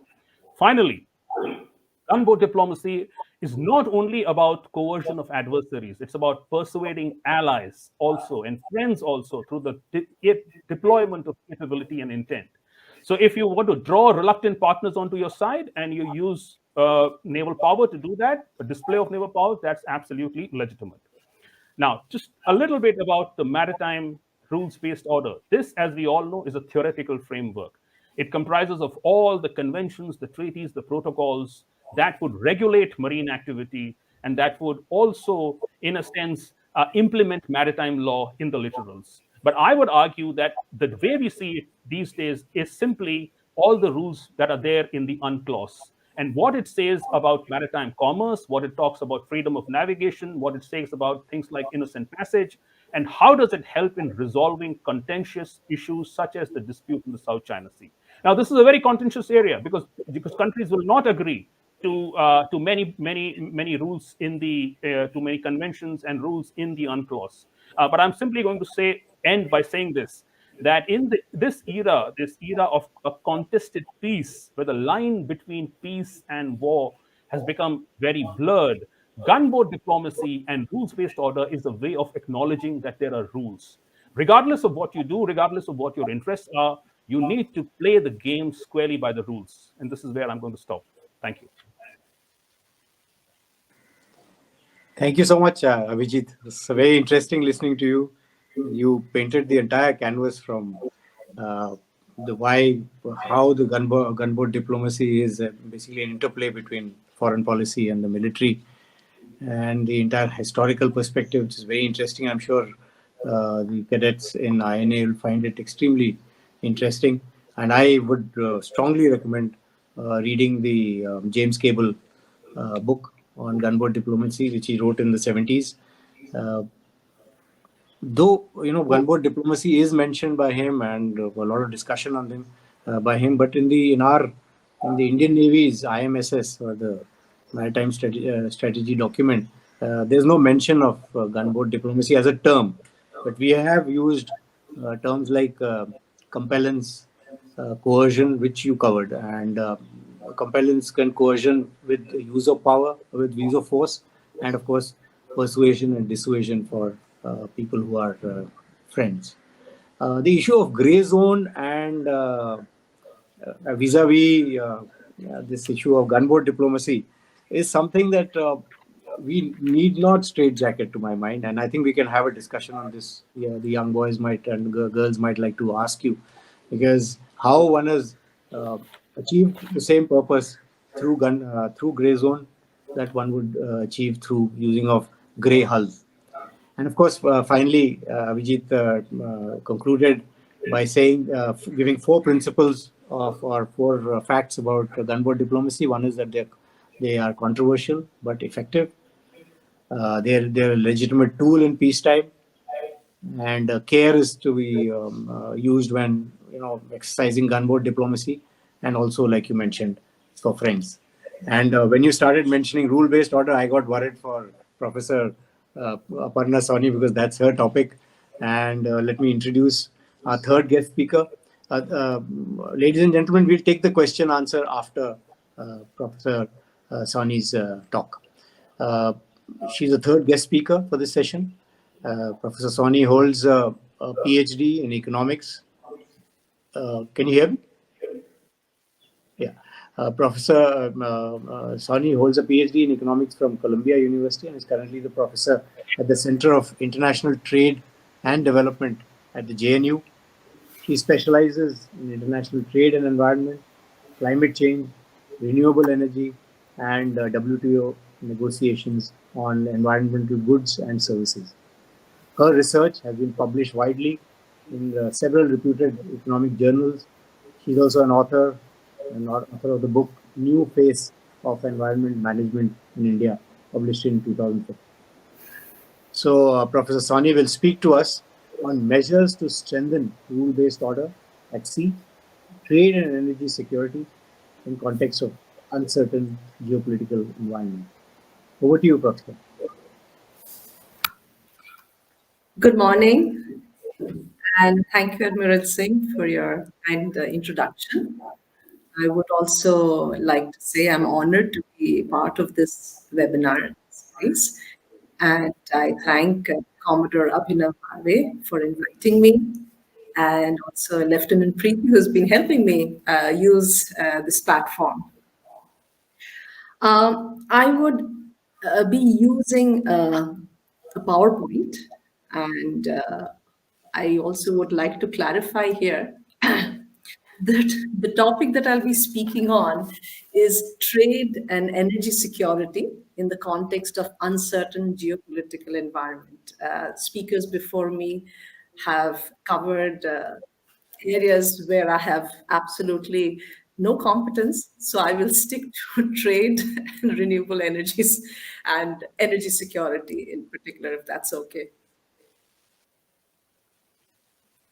Uh, I'd like to pull up my presentation here, so please bear with me.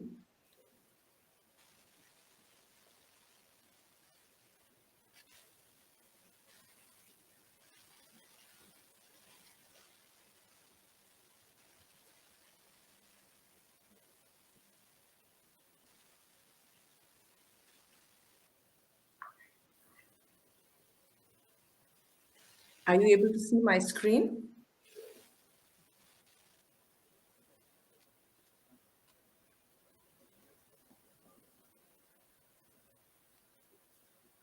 Is it visible now?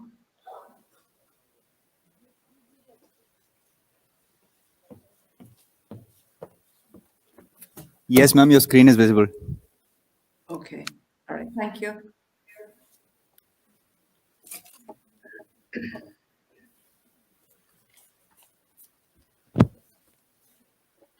All right. So trade and energy security in the context of uncertain geopolitical environment, and I will like to um, complement what has been discussed since the morning and also speakers before me.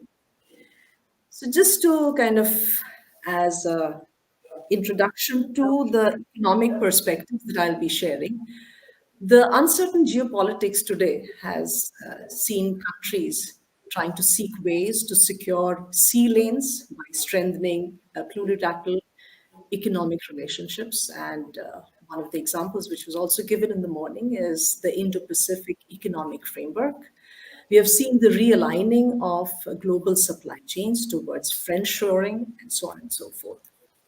So we are in an era of deeply integrated economies because supply chains have been disintegrated across countries. So product is no longer manufactured from the cradle to the consumer in one country. So it goes through the production supply chain across globe. So given this deep integration that we have been living in, freedom of navigation and overflight is essential to ensure unhindered commerce in international waters. And India has, of course, been supporting and has been quite vocal about rule-based navigation and ensuring safe passage. So safe and secure energy sea lanes typically bring to mind the vision of ships carrying crude oil and petroleum products. What I will be doing today, sharing with you, is that has now got to be enlarged, and we need to think of cargoes of carrying equipment and inputs like products like solar panels or solar cells or gearboxes, which are used in wind turbines, or raw materials like undiffused silicon wafers. They're just as pertinent for energy security. So in India, we have severe clean energy deficit. As we know, energy poverty is stark in India. Our country is home to approximately 30% of the global poor, and 24% of the global population live in India without access to electricity. In a more recent data, which was published by the International Energy Association, approximately 650 million Indians do not have access to clean cooking fuel. And that has very grave and high cost, which typically doesn't get measured, and therefore we don't talk about it, but high health costs, especially on the vulnerable population, children and women. It also leads to barriers to gender inequality. Gender equality, since women spent large number of hours trying to collect fossil fuel. It is a daunting task for India now to ensure universal access to modern energy services by year 2030. And that is something that we are committed to under the UN Sustainable Development Goal, SDG 7, often referred as. Also in the international arena, India as non-annex country under the Kyoto Protocol, India was ratified the 1992 UN Forum on Climate Change, and we ratified also the 2015 Paris Agreement.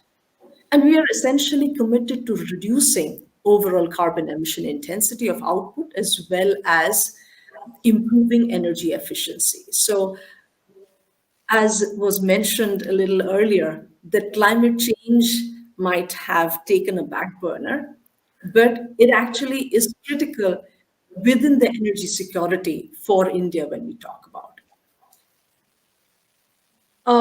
The energy sector is the largest source of carbon emissions in India, about 73%, which is followed by agriculture, industrial processes and product use, and the waste sector. And India today stands as the third largest country as energy consumer in the world after China and the US.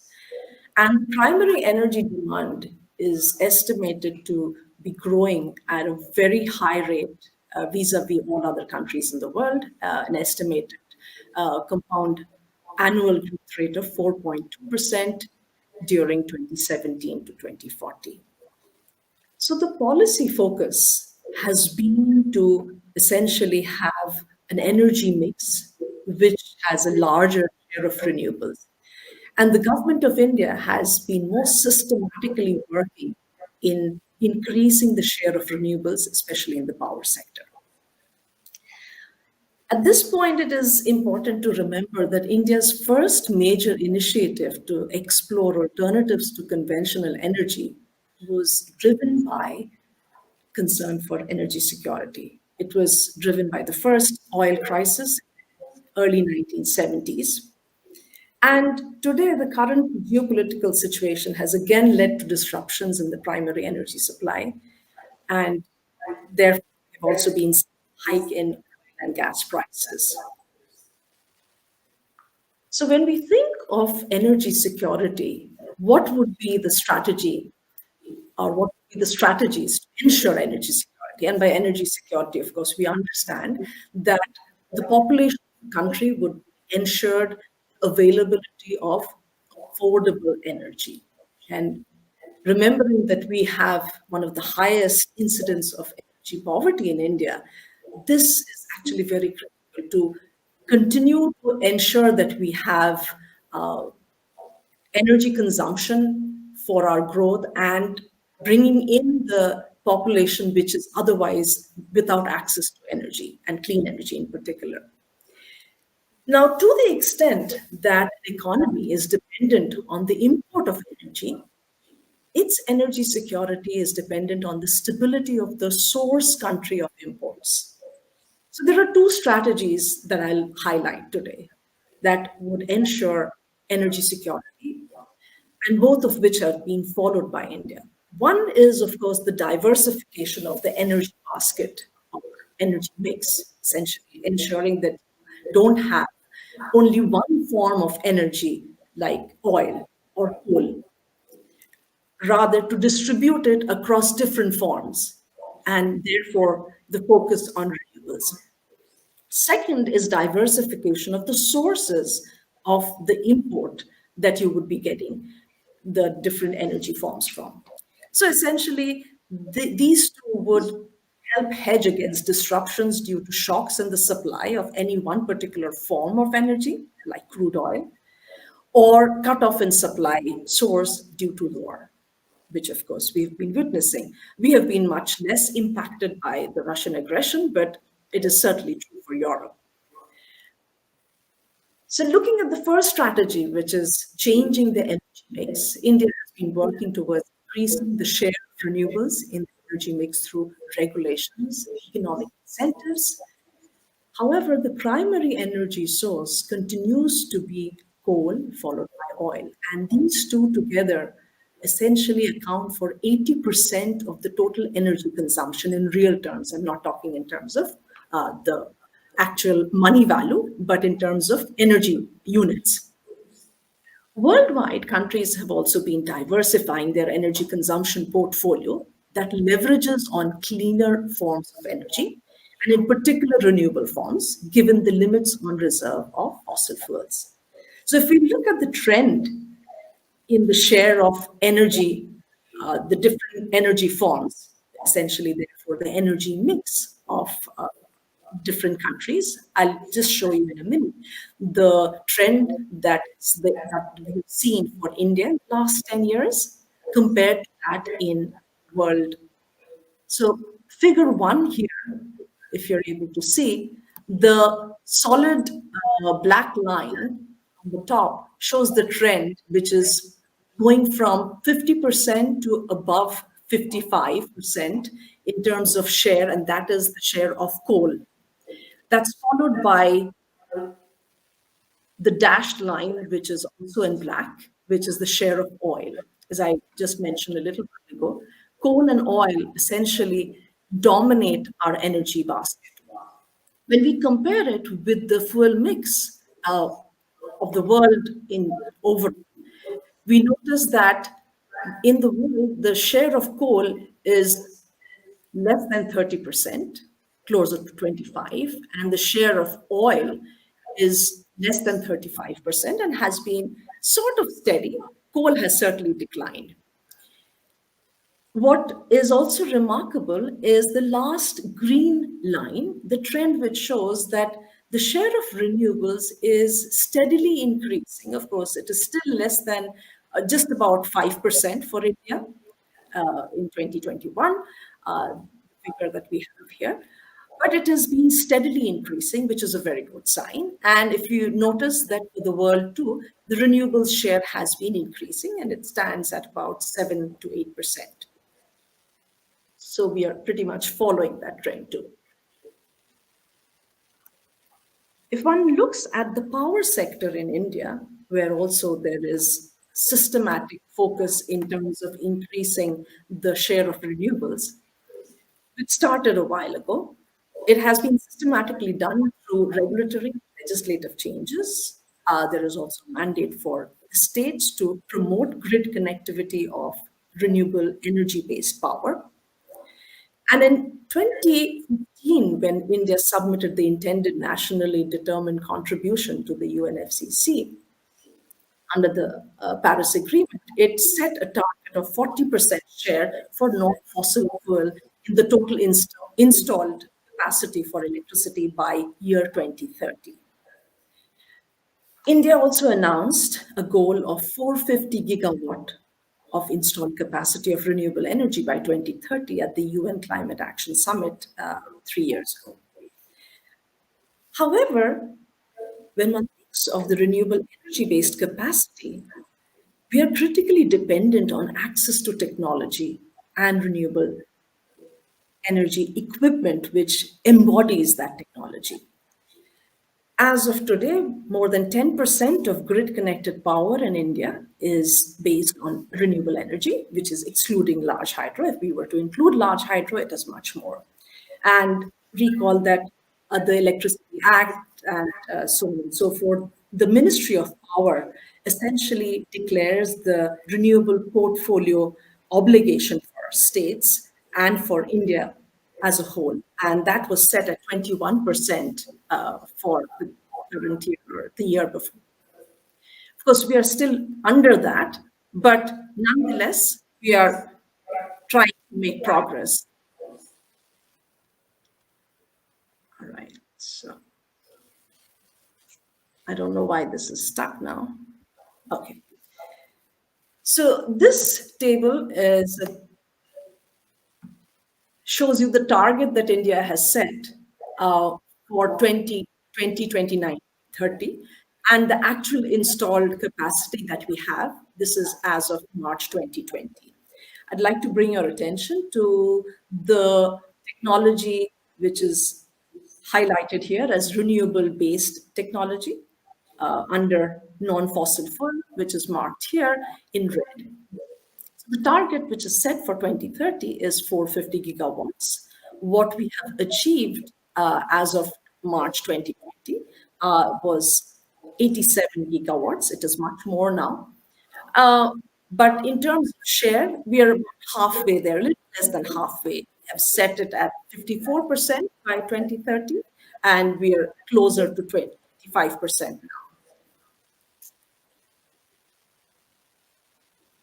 So let me now talk about trade in primary energy and implications for energy security. What is the pattern that we notice for India?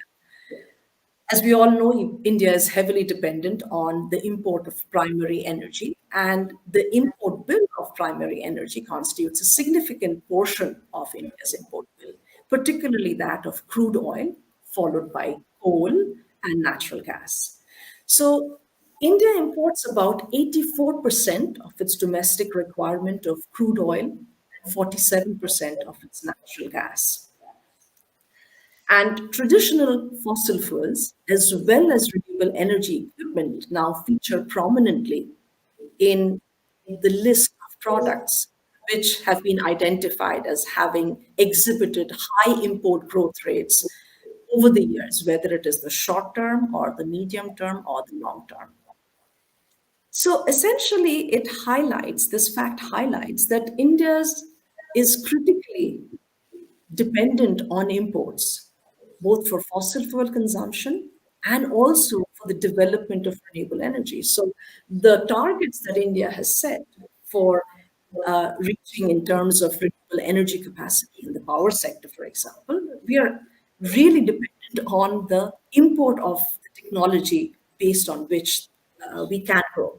So there has also been now a focus in terms of encouraging domestic manufacturing. I've already spoken of this, but some of the products which were identified as consistently growing is, of course, petroleum oils and crude oil, natural gas, steam coal, coking coal, butane and propane, and of course, solar PV cells. What is not included here is gearboxes for wind energy. And also, we are soon getting into also import of electrolyzers, which would help in green hydrogen. The world has actually essentially recognized that India is leading in terms of growth of renewable energy-based power capacity. But the achievement that we have made is based on the dramatic reduction in the prices of solar photovoltaic cells which were available and be imported from China. So we are heavily dependent on large-scale import of solar PV cells and modules from essentially one country, which is China. And that poses a risk to the supply chain resilience and hence the strategic role of having renewables in our energy mix to ensure energy security. Access to technology remains one of the main challenges for India in the development of the renewable energy sector, whether it be wind, solar, or green hydrogen. And there have been estimates of what would be the kind of investment that we require in the renewable sector to reach that 2030 goal. Essentially, the policy push has been towards encouraging domestic manufacturing, also to have greater foreign direct investment or tie-ups with foreign firms which have been developing the state-of-the-art technology in renewable energy and alternative energy. And we have policies like the production-linked incentive scheme, which is aimed to enhance home production and reduce import dependence for high-efficiency solar PV cells. We have also had, at the same time, import taxes, which have been imposed to restrict too much of imports from China. So I will make my concluding observations here, because I think I'm probably running out of time, 15 minutes. The instability which has been triggered by the current geopolitics has increased the need for a secure maritime system for trade in primary energy forms, as well as renewable energy equipment. Energy security requires us to diversify our energy basket towards renewables, especially renewable energy forms, which have high potential in a country like India. So, for example, solar, biomass, and wind, and reduce dependence on fossil fuels. We need to reduce the import dependence on a single country, like China, say, for example, for solar PV cells and modules, and build domestic manufacturing with cutting-edge technology.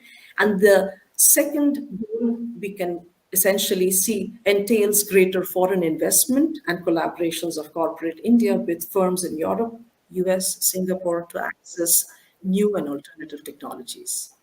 Thank you. Thank you, Professor. Very, very interesting perspective you provided on energy security. As naval people, we tend to focus a lot on the crude basket or the crude or coal and gas. And this is a very interesting perspective on how things are changing now. Though the fact that the supply chains would remain interdependent and integrated, that is something that we'll not be able to, only thing that the focus may shift from certain kind of energy dependence or reliance to, other components and maybe some other countries that will become important to us when we start looking at cobalt and rare metals. But I think you've covered the topic extremely well. We talk about free, open, and inclusive Indo-Pacific, and the whole aim of this is to make sure that the sea lines of communication, whatever is being traded, is kept open for the overall good of the global community, because we've all prospered because of globalization. So I think the professor brought out very clearly what is the expanding scope of energy security and protecting the sea lines of communication, getting the, not only talking about crude, coal and gas, but also talking about solar components and renewable energy inputs. The importance of reaching the SDG goals, where climate change will become extremely critical for energy security. And of course, she wound up with the strategies for energy security, which are to diversify the energy basket with including more renewables, and of course, diversify the sources, with a good example of how we can reduce dependence on PV cell imports from China. So I think we have covered pretty good ground. Now I think we got half an hour for Q&A. Unfortunately, one of our speakers, Ambassador Chinoy, is not available, but the other two speakers are available. And so may I now request anybody who has questions, please keep the questions short, introduce yourself, keep the question short, and try and restrict to one question so that we can handle this. So my intention is, the moment the question is asked, I will request the concerned speaker to answer. Yeah, we can go ahead. Ladies and gentlemen, the house is now open for questions.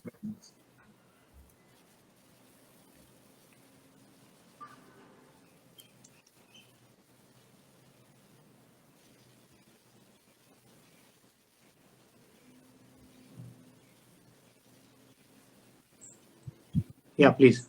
Good afternoon, ma'am. Good afternoon, sir. I am Midshipman Hariharan, and my question to you is, sir, you have mentioned about the technologies and economic state of our country during your introduction. Sir, with the growth of artificial intelligence, use of drones in warfare, can you please elaborate on India's stand with a low budget allotted for research and development? Thank you so much, Hariharan. I didn't expect you to start shooting questions at me, but thank you. The fact is, yes, it works well for us that the equipment like drones, etc., they're not, please sit, they're not really, they're not as expensive as the larger platforms. They have a kind of a force multiplying effect on warfare, which we've all seen. And definitely the country has to invest in equipment which are cutting edge and which will bring us our militaries to be modernized. Because we're watching all what is happening in firstly between Armenia and Azerbaijan and Nagorno-Karabakh. We've seen what is happening in Ukraine. There's a great deal of interest, and how technology is rapidly evolving. And it has always been like that. Technology is the one which wins the game. As far as R&D budget is concerned, it has been very short of what is expected, and doesn't compare well with countries like China and the US. But the government has now started moving ahead, and in the last budget, in the next budget, they are going to allocate much more money to R&D. And we hope that with the combination of the DRDO, the public PSUs, DPSUs, and the private industry, we'll be able to generate enough, leverage or movement in terms of cutting edge technology is concerned. You'll be glad to know that as far as drones are concerned, a lot of activity is happening. It started, of course, with the Indian Air Force Meher Baba contest, wherein they wanted a swarm of drones, and which was proved in the Army day. You must have seen about 75 drones operating in tandem. So there is a lot of work in high altitude pseudo satellites, in high altitude long endurance drones are is slightly less, but the medium altitude long endurance and the short endurance UAVs, there's a lot of work and R&D which is being invested by a lot of players, and I can see a lot of things happening not only for our country but in future for exports also. Thank you.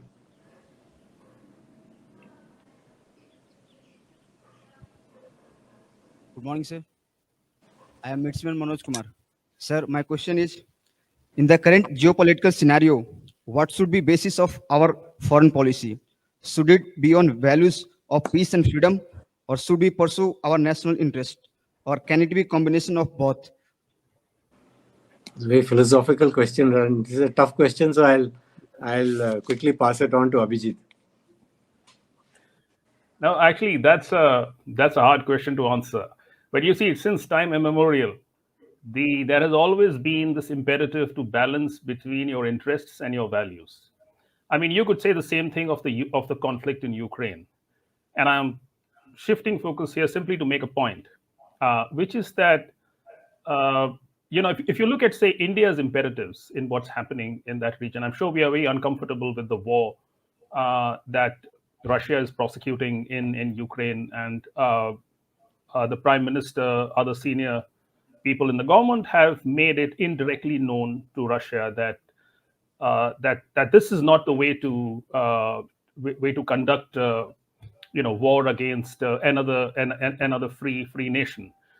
But we have not voted against the Russia, in the UN Security Council for good reason, because we have interests with Russia, and we can't be seen to be publicly taking a stand against that. But this is just our example. If you look at the South China Sea dispute, the fact that ASEAN remains divided on Chinese incursions in that space, China's use of unethical tactics, be it the use of militias or trying to use coast guards in a way to intimidate the maritime forces in the region. All of the countries in the ASEAN are uncomfortable with what China is doing, but they don't come up with statements in ASEAN. So again, there is a balancing between interests and values. So I suppose that's the way for nations to go, that you've got to make sure that your domestic imperatives are first fulfilled, and then you look at foreign policy. So foreign policy cannot be to the exclusion of what's happening in the domestic realm. And there was a question just before this where about drones, and I would link this also to drones, to say that it's in our interests to develop drones very much, because I mean, as rightly mentioned, drones are the new frontier. They are game changers. They are force multipliers, and they can really change the course of the battle. But there are big questions that surround the legitimacy of the use of drones. For instance, in the maritime context, are we okay with the idea that a mothership that is, say, right outside your territorial waters can send in a drone into your territorial waters that is unmanned and take out an asset or sink a ship? There is nothing in the UNCLOS that mentions what will be the rules for such a deployment. And so again, here this is a question of values. So will you take a step in the direction of values to strengthen the regime that would determine how these new assets of the new age will be deployed in the littorals, or will you simply go with your interests? So that's again another challenge for us. And I suppose again there is a balancing that's involved. But I will not say more, because this is a philosophical question. It's a hard question for anyone to answer. Thanks. Professor Soni, would you like to interject any of these? Provide your perspective, or should we wait for another question? I think the only thought that crossed my mind when the question was read out was that, yeah, it should be a middle path, because at no point would one not take into consideration the national interest, but one wants to ensure that in pursuing the national interest, you're also following a set of principles or values. So, yeah, that was what crossed my mind. Very well said, ma'am. Because I was reminded of this quote, which says that there are no in international relations. There are no permanent friends or enemies. There are only permanent self-interests. But having said that, I completely agree with Professor Soni that you would pursue your national interests, but they have to be based on the foundation of certain principles. You cannot be completely unprincipled in your actions, and therefore it's a happy mix and balance of both the national interests and the domestic compulsions, and of course the principles that we all know the important principles that we have. So can I now ask you all for another question?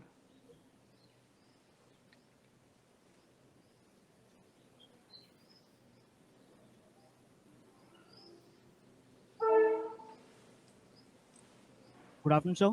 I am Lieutenant Commander Akshay Sabnis, sir. My question, much of the topic discussion has been on the Ukraine-Russia conflict till now, sir. My question is about the same, sir.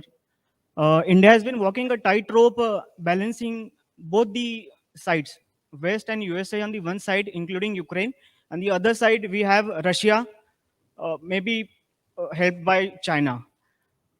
And India has maintained its position as standing on its own ground instead of taking sides. How do you see this image of India that standing on its own ground instead of taking sides? Because uh, in this bipolar world, either you take side, you cannot be sitting on fence. And this is a new attribute that India has taken for itself, that it will stand for its own ground. And how do you see it rolling out, if at all it is feasible in next 5 to 10 years, sir? Okay, you talked about the issue of a bipolar world. I personally feel that we had this idea of non-alignment earlier, where we would not speak to either side and chart out our own thing. But I think what has changed now is we are trying to get strategic autonomy through engagement to everybody. It's not trying to be aloof from a block or to this block. And I personally feel by multi-engagement, India is driving its own place in international relations. Uh, I feel that India and certain other countries, like-minded countries, must sort of get together and get something called the diplomatic ballast to be able to balance this kind of rather, something which is the international relations, or like I mentioned, from cooperation to competition to we moving to confrontation. We shouldn't be going there. This is what I think countries like ours and others must work on, these two superpowers, to make sure that they are brought back to an area where you compete and mostly cooperate rather than do contestation. And I think India has done pretty well for itself, even during the Ukraine conflict. If you see, the main focus of India is that please avoid conflict and get down to talking, and that is what they've been doing. If you remember what the Prime Minister's opening remarks were to President Putin, he says there is no place for war in today's time and age. I think that's what India is trying to convey, that let's get away from the path of contestation, which will move to conflict if you don't bring it back to at least competition and cooperation. But if Abhijit has something to say, please go ahead. So, very nicely put by the Admiral. I completely agree that a balanced way is the way forward. We've got to move Russia away from the way of war, as the Prime Minister put it. But I would say that this is something the Prime Minister has been talking about since 2015. If you look at the Sagar philosophy, security and growth for all, if you look at Vasudev Kutumbakam, which is the world is one family, all of these doctrines or philosophies point to the fact that stakeholdership inclusiveness is more important than contestation. There will always be contest, there will always be competition between the big powers, but it's got to be balanced out. It's got to be, seen in a way in which every country can prosper, every country can find a way to move the needle ahead on development. And I think there's no other country that recognizes the imperative of development as India does. And that's why I would say the answer to the question is in your question when you said that India is on its own side, and India says that we will do whatever is possible to support our countrymen and create development. And at the same time, we will contribute to the world order by ensuring that the big powers are not at each other's throats. They're not fighting. They're not leading us into an unnecessary conflict. But that's how I see it. Professor, any thoughts? No, I think you have covered it very well. No comments. Thank you. And I also, taking on from this, what Abhijit mentioned about Sagar, it's not only about India moving. India will move ahead along with others and not in isolation. And that's why the neighborhood for India is extremely important. This Indian Ocean region and neighborhood first, these are things that are just not words, or they are being translated into action. And the fact that Sagar was an enunciation by Prime Minister Modi, which we have now tried to bring to certain concrete steps through the Indo-Pacific Oceans Initiative. We want to have an inclusive growth for everybody in the Indo-Pacific. I would like a question now addressed to Professor Soni. She shouldn't get away that easy. It's such a wonderful topic. Good afternoon, sirs. I'm Commodore Mukherjee. And firstly, I think it's a privilege for all of us in the Indian Naval Academy to listen to such an eminent panel. Of course, here we teach our cadets to be scholar warriors, and to see veterans of the Navy being in the field of academia is an inspiration for all of us. My point is a very generic question to the panel, and specifically to Professor Soni, that we are talking about global order, but one sees that the world is actually in chaos. Starting with black swan events of 9/11, the fall of Berlin Wall, the global economic meltdown. And so we can't call these black swan events anymore. I think they've become more of a routine. So therefore, while as naval professionals, we are talking about security of energy, what Professor Soni is bringing to the forum is about energy security. And what is it that India as a nation, which is so energy dependent, can build up in terms of policy, as well as in terms of generating economic growth to have some kind of resilience as we go into the future. Of course, ma'am, you have brought out the aspects of the large dependence on just the renewable fuels, but as a term of policy and in terms of educating our youth as we move forward, what would you say is the way forward for India, specifically in the context that we will be seeing more black swan events as we go into the future? Thank you, ma'am.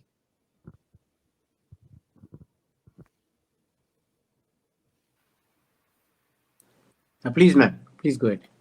Yes.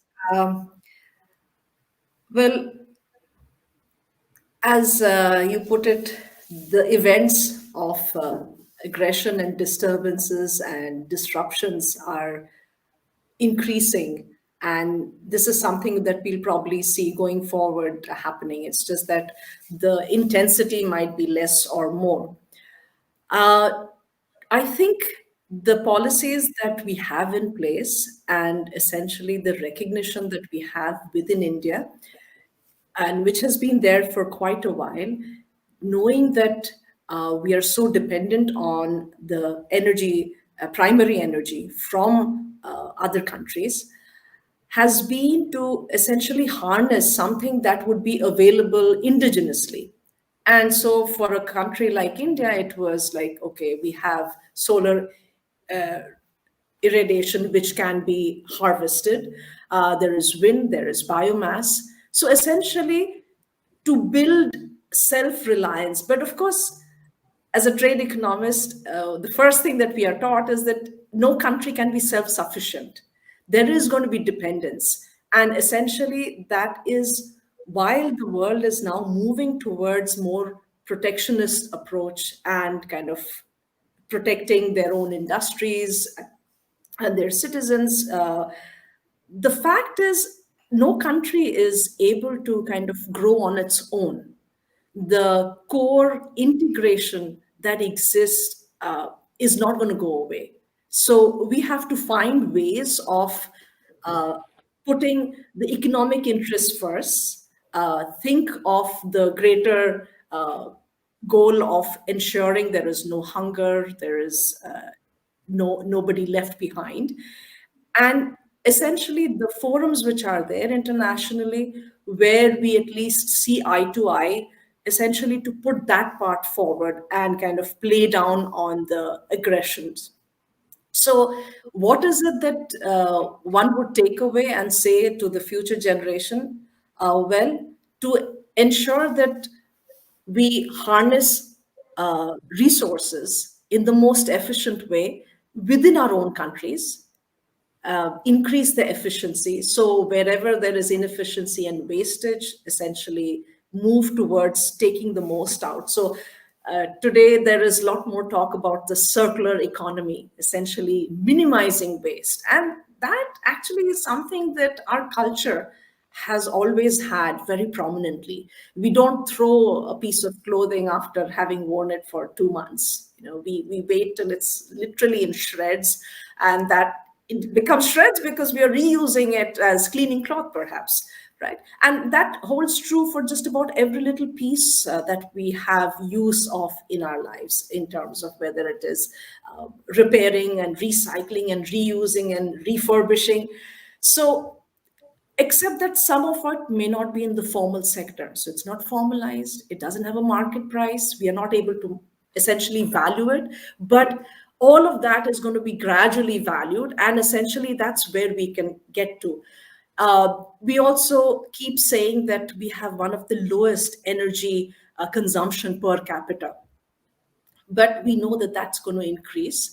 But we can actually temper it if we follow more energy efficient production lines, consumption. And so, yes, there is hope still, and I would like to be optimistic. So I'll stop here. Thank you, Professor. I think, Mukherjee, you brought out the issue of black swan. Why is black swan is very difficult to predict, and that's why it's called the black swan. But there are a lot of gray rhinos that we are being faced with. Things like climate change, which was brought out by the professor. And climate change is going to come with its own set of big problems. For example, things like sea level rise for us who are mariners. The prediction is that there will be up to 4 meters of sea level rise across the board in some places. Across the board, and most places it will be around 4 meters. That means our infrastructure, the marine infrastructure, everything else, might be submerged. Where are we going to do trade from? And the trade, that now nearly 95% of our external trade by volume is by sea. So these are issues that I think we need to focus on rather than being worried too much about the black swan. So we look at the grey rhinos, which are staring us in the face, and they're moving at a very slow pace, but they are nevertheless moving ahead, including higher sea states. When we plan our ships tomorrow, maybe the smaller ships, because the prediction is that the sea states are going to be much rougher. The weather phenomena are going to be much stronger. So we'll have to think about this as a Navy. And of course, very well brought out by the professor is the fact about self-sufficiency and self-reliance. Self-sufficiency is not the way ahead. It's a self-reliance. In self-sufficiency, you would like to live in subsidized bunkers, which is not the way to go in a globalized economy. So now, may I request for the next question? I don't want to take too much time during winding up, so we can continue till 50. Go ahead. Good morning, sir. I'm Commander Chaudhary. So my question is regarding the evolution of the gunboat diplomacy and its commonality with the Chanakyan philosophy of suzerainty. I frame my question like this. With enhancement in capability for remote surveillance and long distance weapon delivery. Has the gunboat diplomacy shifted from littorals of a country to its economic arteries, that's locks and choke points, and physical presence at a particular position at sea may in future start giving way to better maritime domain awareness? Thank you, sir. Yeah, Vijit, it's all Yeah, that's a very your interesting alley. question. Thank you, sir. That's an interesting question. But I'm going to go back to what James Cable pointed out, and I would urge the young cadets to actually read through that book, especially the first edition of that book that came out, I think, in 1971 or 72, in which James Cable lays out his rationale for gunboat diplomacy and why he says that gunboat diplomacy is never going to go away. But you see, the important thing is this. What Cable points out is that regardless of technological developments, it is presence, and it is the conspicuous, visible presence that will shape the responses of smaller states in the maritime domain. Now, I will try and translate this in modern day terms to say that whilst, yes, there's standoff weapons, there's modern equipment, there's technology that has all come in. You have ballistic missiles. There's tactical missiles that you can fire off from a distance. But to my mind, all of that is not likely to play a very big role in gunboat diplomacy, because this is really going to be about ships that are deployed in the vicinity of other smaller nations. Because the moment you weaponize or securitize the concept of gunboat diplomacy, it does not remain gunboat diplomacy. In the present era, in gunboat diplomacy, everything that you can do with gunboat is simply to show your gunboat close to the waters of one particular state, the target state or the victim state. And that's the way forward, which is why I will take you back to this, or I will sort of link this up with the whole discussion on aircraft carriers. Aircraft carriers are increasingly vulnerable, and precisely for the reasons that you pointed out, which is that you now have the carrier killer missile, you now have underwater drones. How to what extent will you go to provide a screen for an aircraft carrier? Ultimately, it will fall victim to one of some armament, some missile fired by the enemy. But still, the aircraft carrier remains an asset that remains central to the maritime strategy of big naval powers, including China and India. And for the simple reason that 100,000 tons, or in India's case, 65,000 tons of an aircraft carrier is 65,000 tons of maritime diplomacy or gunboat diplomacy. You need to fetch up in those waters to show yourself as having preponderant strength, and I don't see gunboat diplomacy proceeding in any other way, because if the moment we try and weaponize it, the moment we try and say that we will use weapons to show the other side that we are far superior, that is bound to lead to conflict. And as I said in my presentation, we've got to take the considerations, the insecurities, the anxieties, the compulsions of the victim side, and not the aggressor side. Thank you. Thank you, Abhijit. I think what you rightly said is that you have to push the insecurities and vulnerabilities of the target nation. But having said that, things can have different repercussions. A short-term repercussion may be that you achieved your immediate purpose, but there have been instances like you mentioned, I think Taiwan Straits, where the US did its version of gunboat diplomacy on China, but that finally culminated in China developing nukes. Of course, whether they would have done it before that or not, or as a result of that, that's another question that will be, a good topic for another debate. So I think I'll wind up now. I think we are just 1 minute away from at minute 50.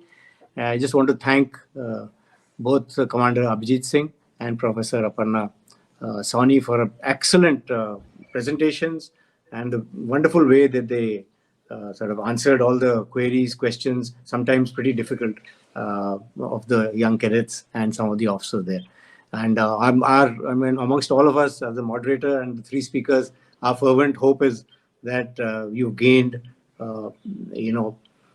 something from all this. Certain questions have come up, and please do discuss amongst yourselves. Pick up books. Books are a treasure trove, and dig into that lovely library of yours.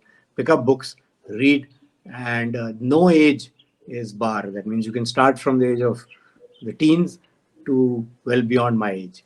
So with that, I wish to thank everybody, including the commandant and the organizers who've done a fantastic job in making this session happen. Thank you so much. Thank you. Thank you, sir. Excuse me, sir. Sir, there Yeah. are a few questions from our online audience, if you would like to take them. Okay. Yeah, but are we okay for time? Yes, sir. Okay, fine. We'll take. So the first question is from Zakir. The question is, as we know that crude oil will be exhausted if we use it a lot, then why don't we speed up switching to solar energy? I think Professor Soni has already answered that, but I think you could take this question. So yes, we expected to be full speed ahead on this, but as I said, the constraint that we have is essentially that we are dependent on the equipment and technology. Equipment, when I say equipment, it's essentially the technology itself, because the equipment embodies that technology. And it's also, I did talk about it, but solar tariffs, power tariffs in the competitive auctioning have actually been really low. So in terms of getting parity in terms of thermal-based power versus solar-based power, essentially we are pretty much getting there, except that, you know, sometimes they're not able to recoup the costs. There is also a constraint which comes from the discoms, the distribution companies, which have been constrained in terms of their uptake, even though, as I said, we have the regulation for renewable portfolio obligation that a certain percentage or share of the power going into the grid has to be achieved, which is like 5%, 10%. So for solar, it is 10%. They're not able to do that, essentially, because discoms are strapped for finances. They're sometimes caught in a power contract with, let's say, a thermal provider. So yes, we have all of these different constraints sitting in there. But as far as the policy mode is concerned, we are essentially full steam ahead. Yeah. I hope that answers your question.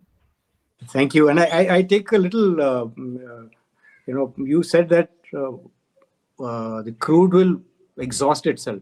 That is not more important than the fact that we need clean renewables. That because the kind of damage we are doing to the climate by using fossil fuel, that is one biggest reason why we must switch quickly to renewables. Yeah. Sir, with the permission of the chair, this is Commandant here. I just thought that since there is some more time available, I will ask a particular question. We all know that trade and energy are the critical enablers for the economy. Unless we share technologies on the renewable energy, how is the polluting world going to cope which does not have this wherewithal or the technology? So is there some mechanism under the ambit of which this technology is being shared or likely to be shared? That's the first question. And second is, which is the renewable which can do the heavy lifting for polluting components like coal and fuel? So may I request Professor Aparna Soni to please take this on. Yeah. So the first part of your question, which is essentially saying that why is clean technology or renewable technology not being made available to countries which, let's say, don't have. So essentially, the technology is being developed. It's not costless. And it is also protected by patent rights. Any firm which has spent time and money would be hesitant to just give it away. So it's not a public good, although we do understand it's a special kind of good. But then the knowledge that we have is typically then either to be licensed by companies who want to produce it in India, or what they do is they just buy the equipment itself. So there are the different channels through which a country like India and the firms here would be able to use it, either purchase it through licensing, or purchase the equipment instead of having the knowledge, or enter into partnerships or collaborations where you set up joint ventures where you would then have the knowledge being shared.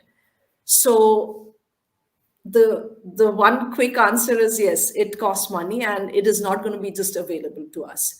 However, having said that, it is also in the interest of countries, for example, when they get into a negotiation for free trade agreements.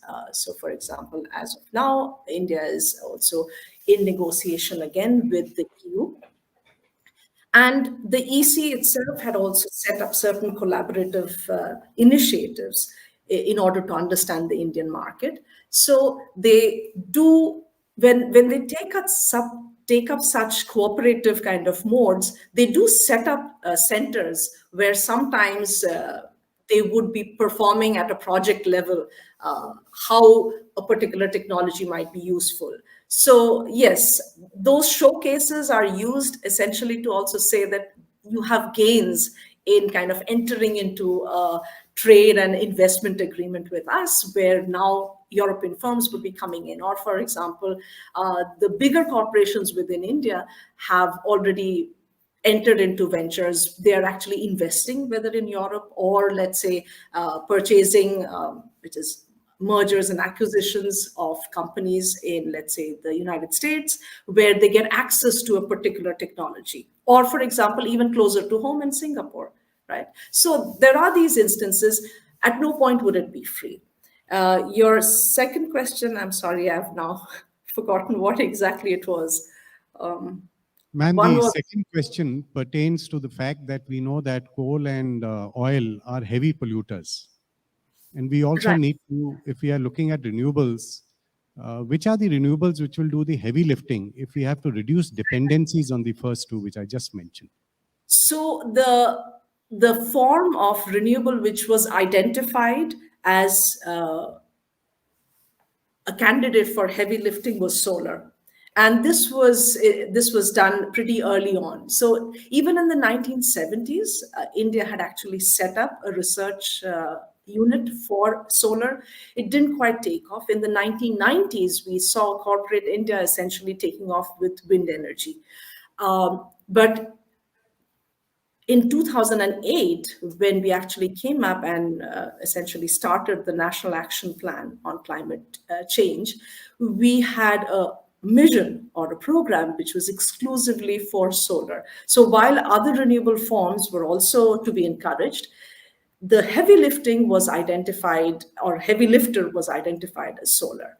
So, and that's essentially to do with the fact that we have abundant resource of sunlight coming in here, which can be harnessed to give us that energy. But essentially to harness that, we need the equipment, whether it's solar, thermal, and so on and so forth. Yeah. So any other question? Commandant, are we free to go? Yes, sir, we are free to wind up, sir. So I just a little before you wind up on this same question of yours, since I am a military officer, armed forces officer, this entire issue of clean renewables is again going to start a new kind of geopolitics. And whether it is for resources, whether it is for technology, you know how oil as an energy source was cause of several conflicts, several geopolitical upheavals, and this is certainly going to happen again.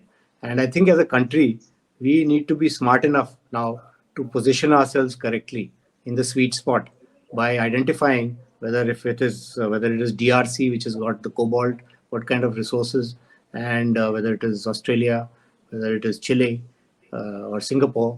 So based on where the resources are, where the technology is, and be able to get before a cartel like OPEC or OPEC Plus comes in and then starts, making a killing out of the new renewables. I think this is one area where our thinkers or the planners must start, or they have already started, but they must do much more, because see what China has done. They have galloped on this issue, and they literally control most of the materials that are required. That is why now the jostling is going on between the US and China on semiconductors, etc. So thank you so much. Can I add a Does any? two sir? Yeah, please. Yes, I just had one observation, because this is one of the areas that the ORF has done some work on. And Professor Sawhney has explained this wonderfully, but I just had one comment, which is to say that there's a dilemma actually that confronts a number of countries when it comes to the renewable sector. And not just renewables, anything that has to do with sustainable systems, whether it's blue economy projects, etc. That the technology that you need is not going to be given to you by any other state. You've got to develop it yourself. But when you've got to develop the technology yourself, you've got to make it a commercially viable proposition for the private sector to come in. And mostly the private sector, especially so in the case of blue economy projects, are very reluctant to come in because they don't see any profits for themselves at the end of the day. As far as the private sector is concerned, all of this talk about renewable, sustainable, and I don't want to sort of make a blanket statement to say that all of them think the same way, but by and large, a number of the big firms that have the deep pockets to fund the innovation that will bring in that tectonic change, they're reluctant to come in because they feel that this entire concept is about social. It's about social security. It's about creating more jobs for people, and this is not really about profits. And if this is not about profits, they don't show much interest in it. So I think we are stuck in that trap wherein we want our entrepreneurs to come up with new ideas, new technology, but they're not doing so because they don't see the road leading to a way where they can capitalize on that technology and generate greater profits for themselves. But that's the only little thing I want to add. Thank you, sir. Thank you, Abhijit. So I think we've wound up and done a pretty decent job of this session. Thank you, Puneet, and thank you, everybody, all the organizers, and of course the speakers for this session. Thank you. Thank you. Thank you, sir. Thank you. That was quite an intellectually invigorating session indeed. I thank the moderator and the speakers for sharing their knowledge with us. May I request the audience at Kautilya to express their gratitude in the customary manner.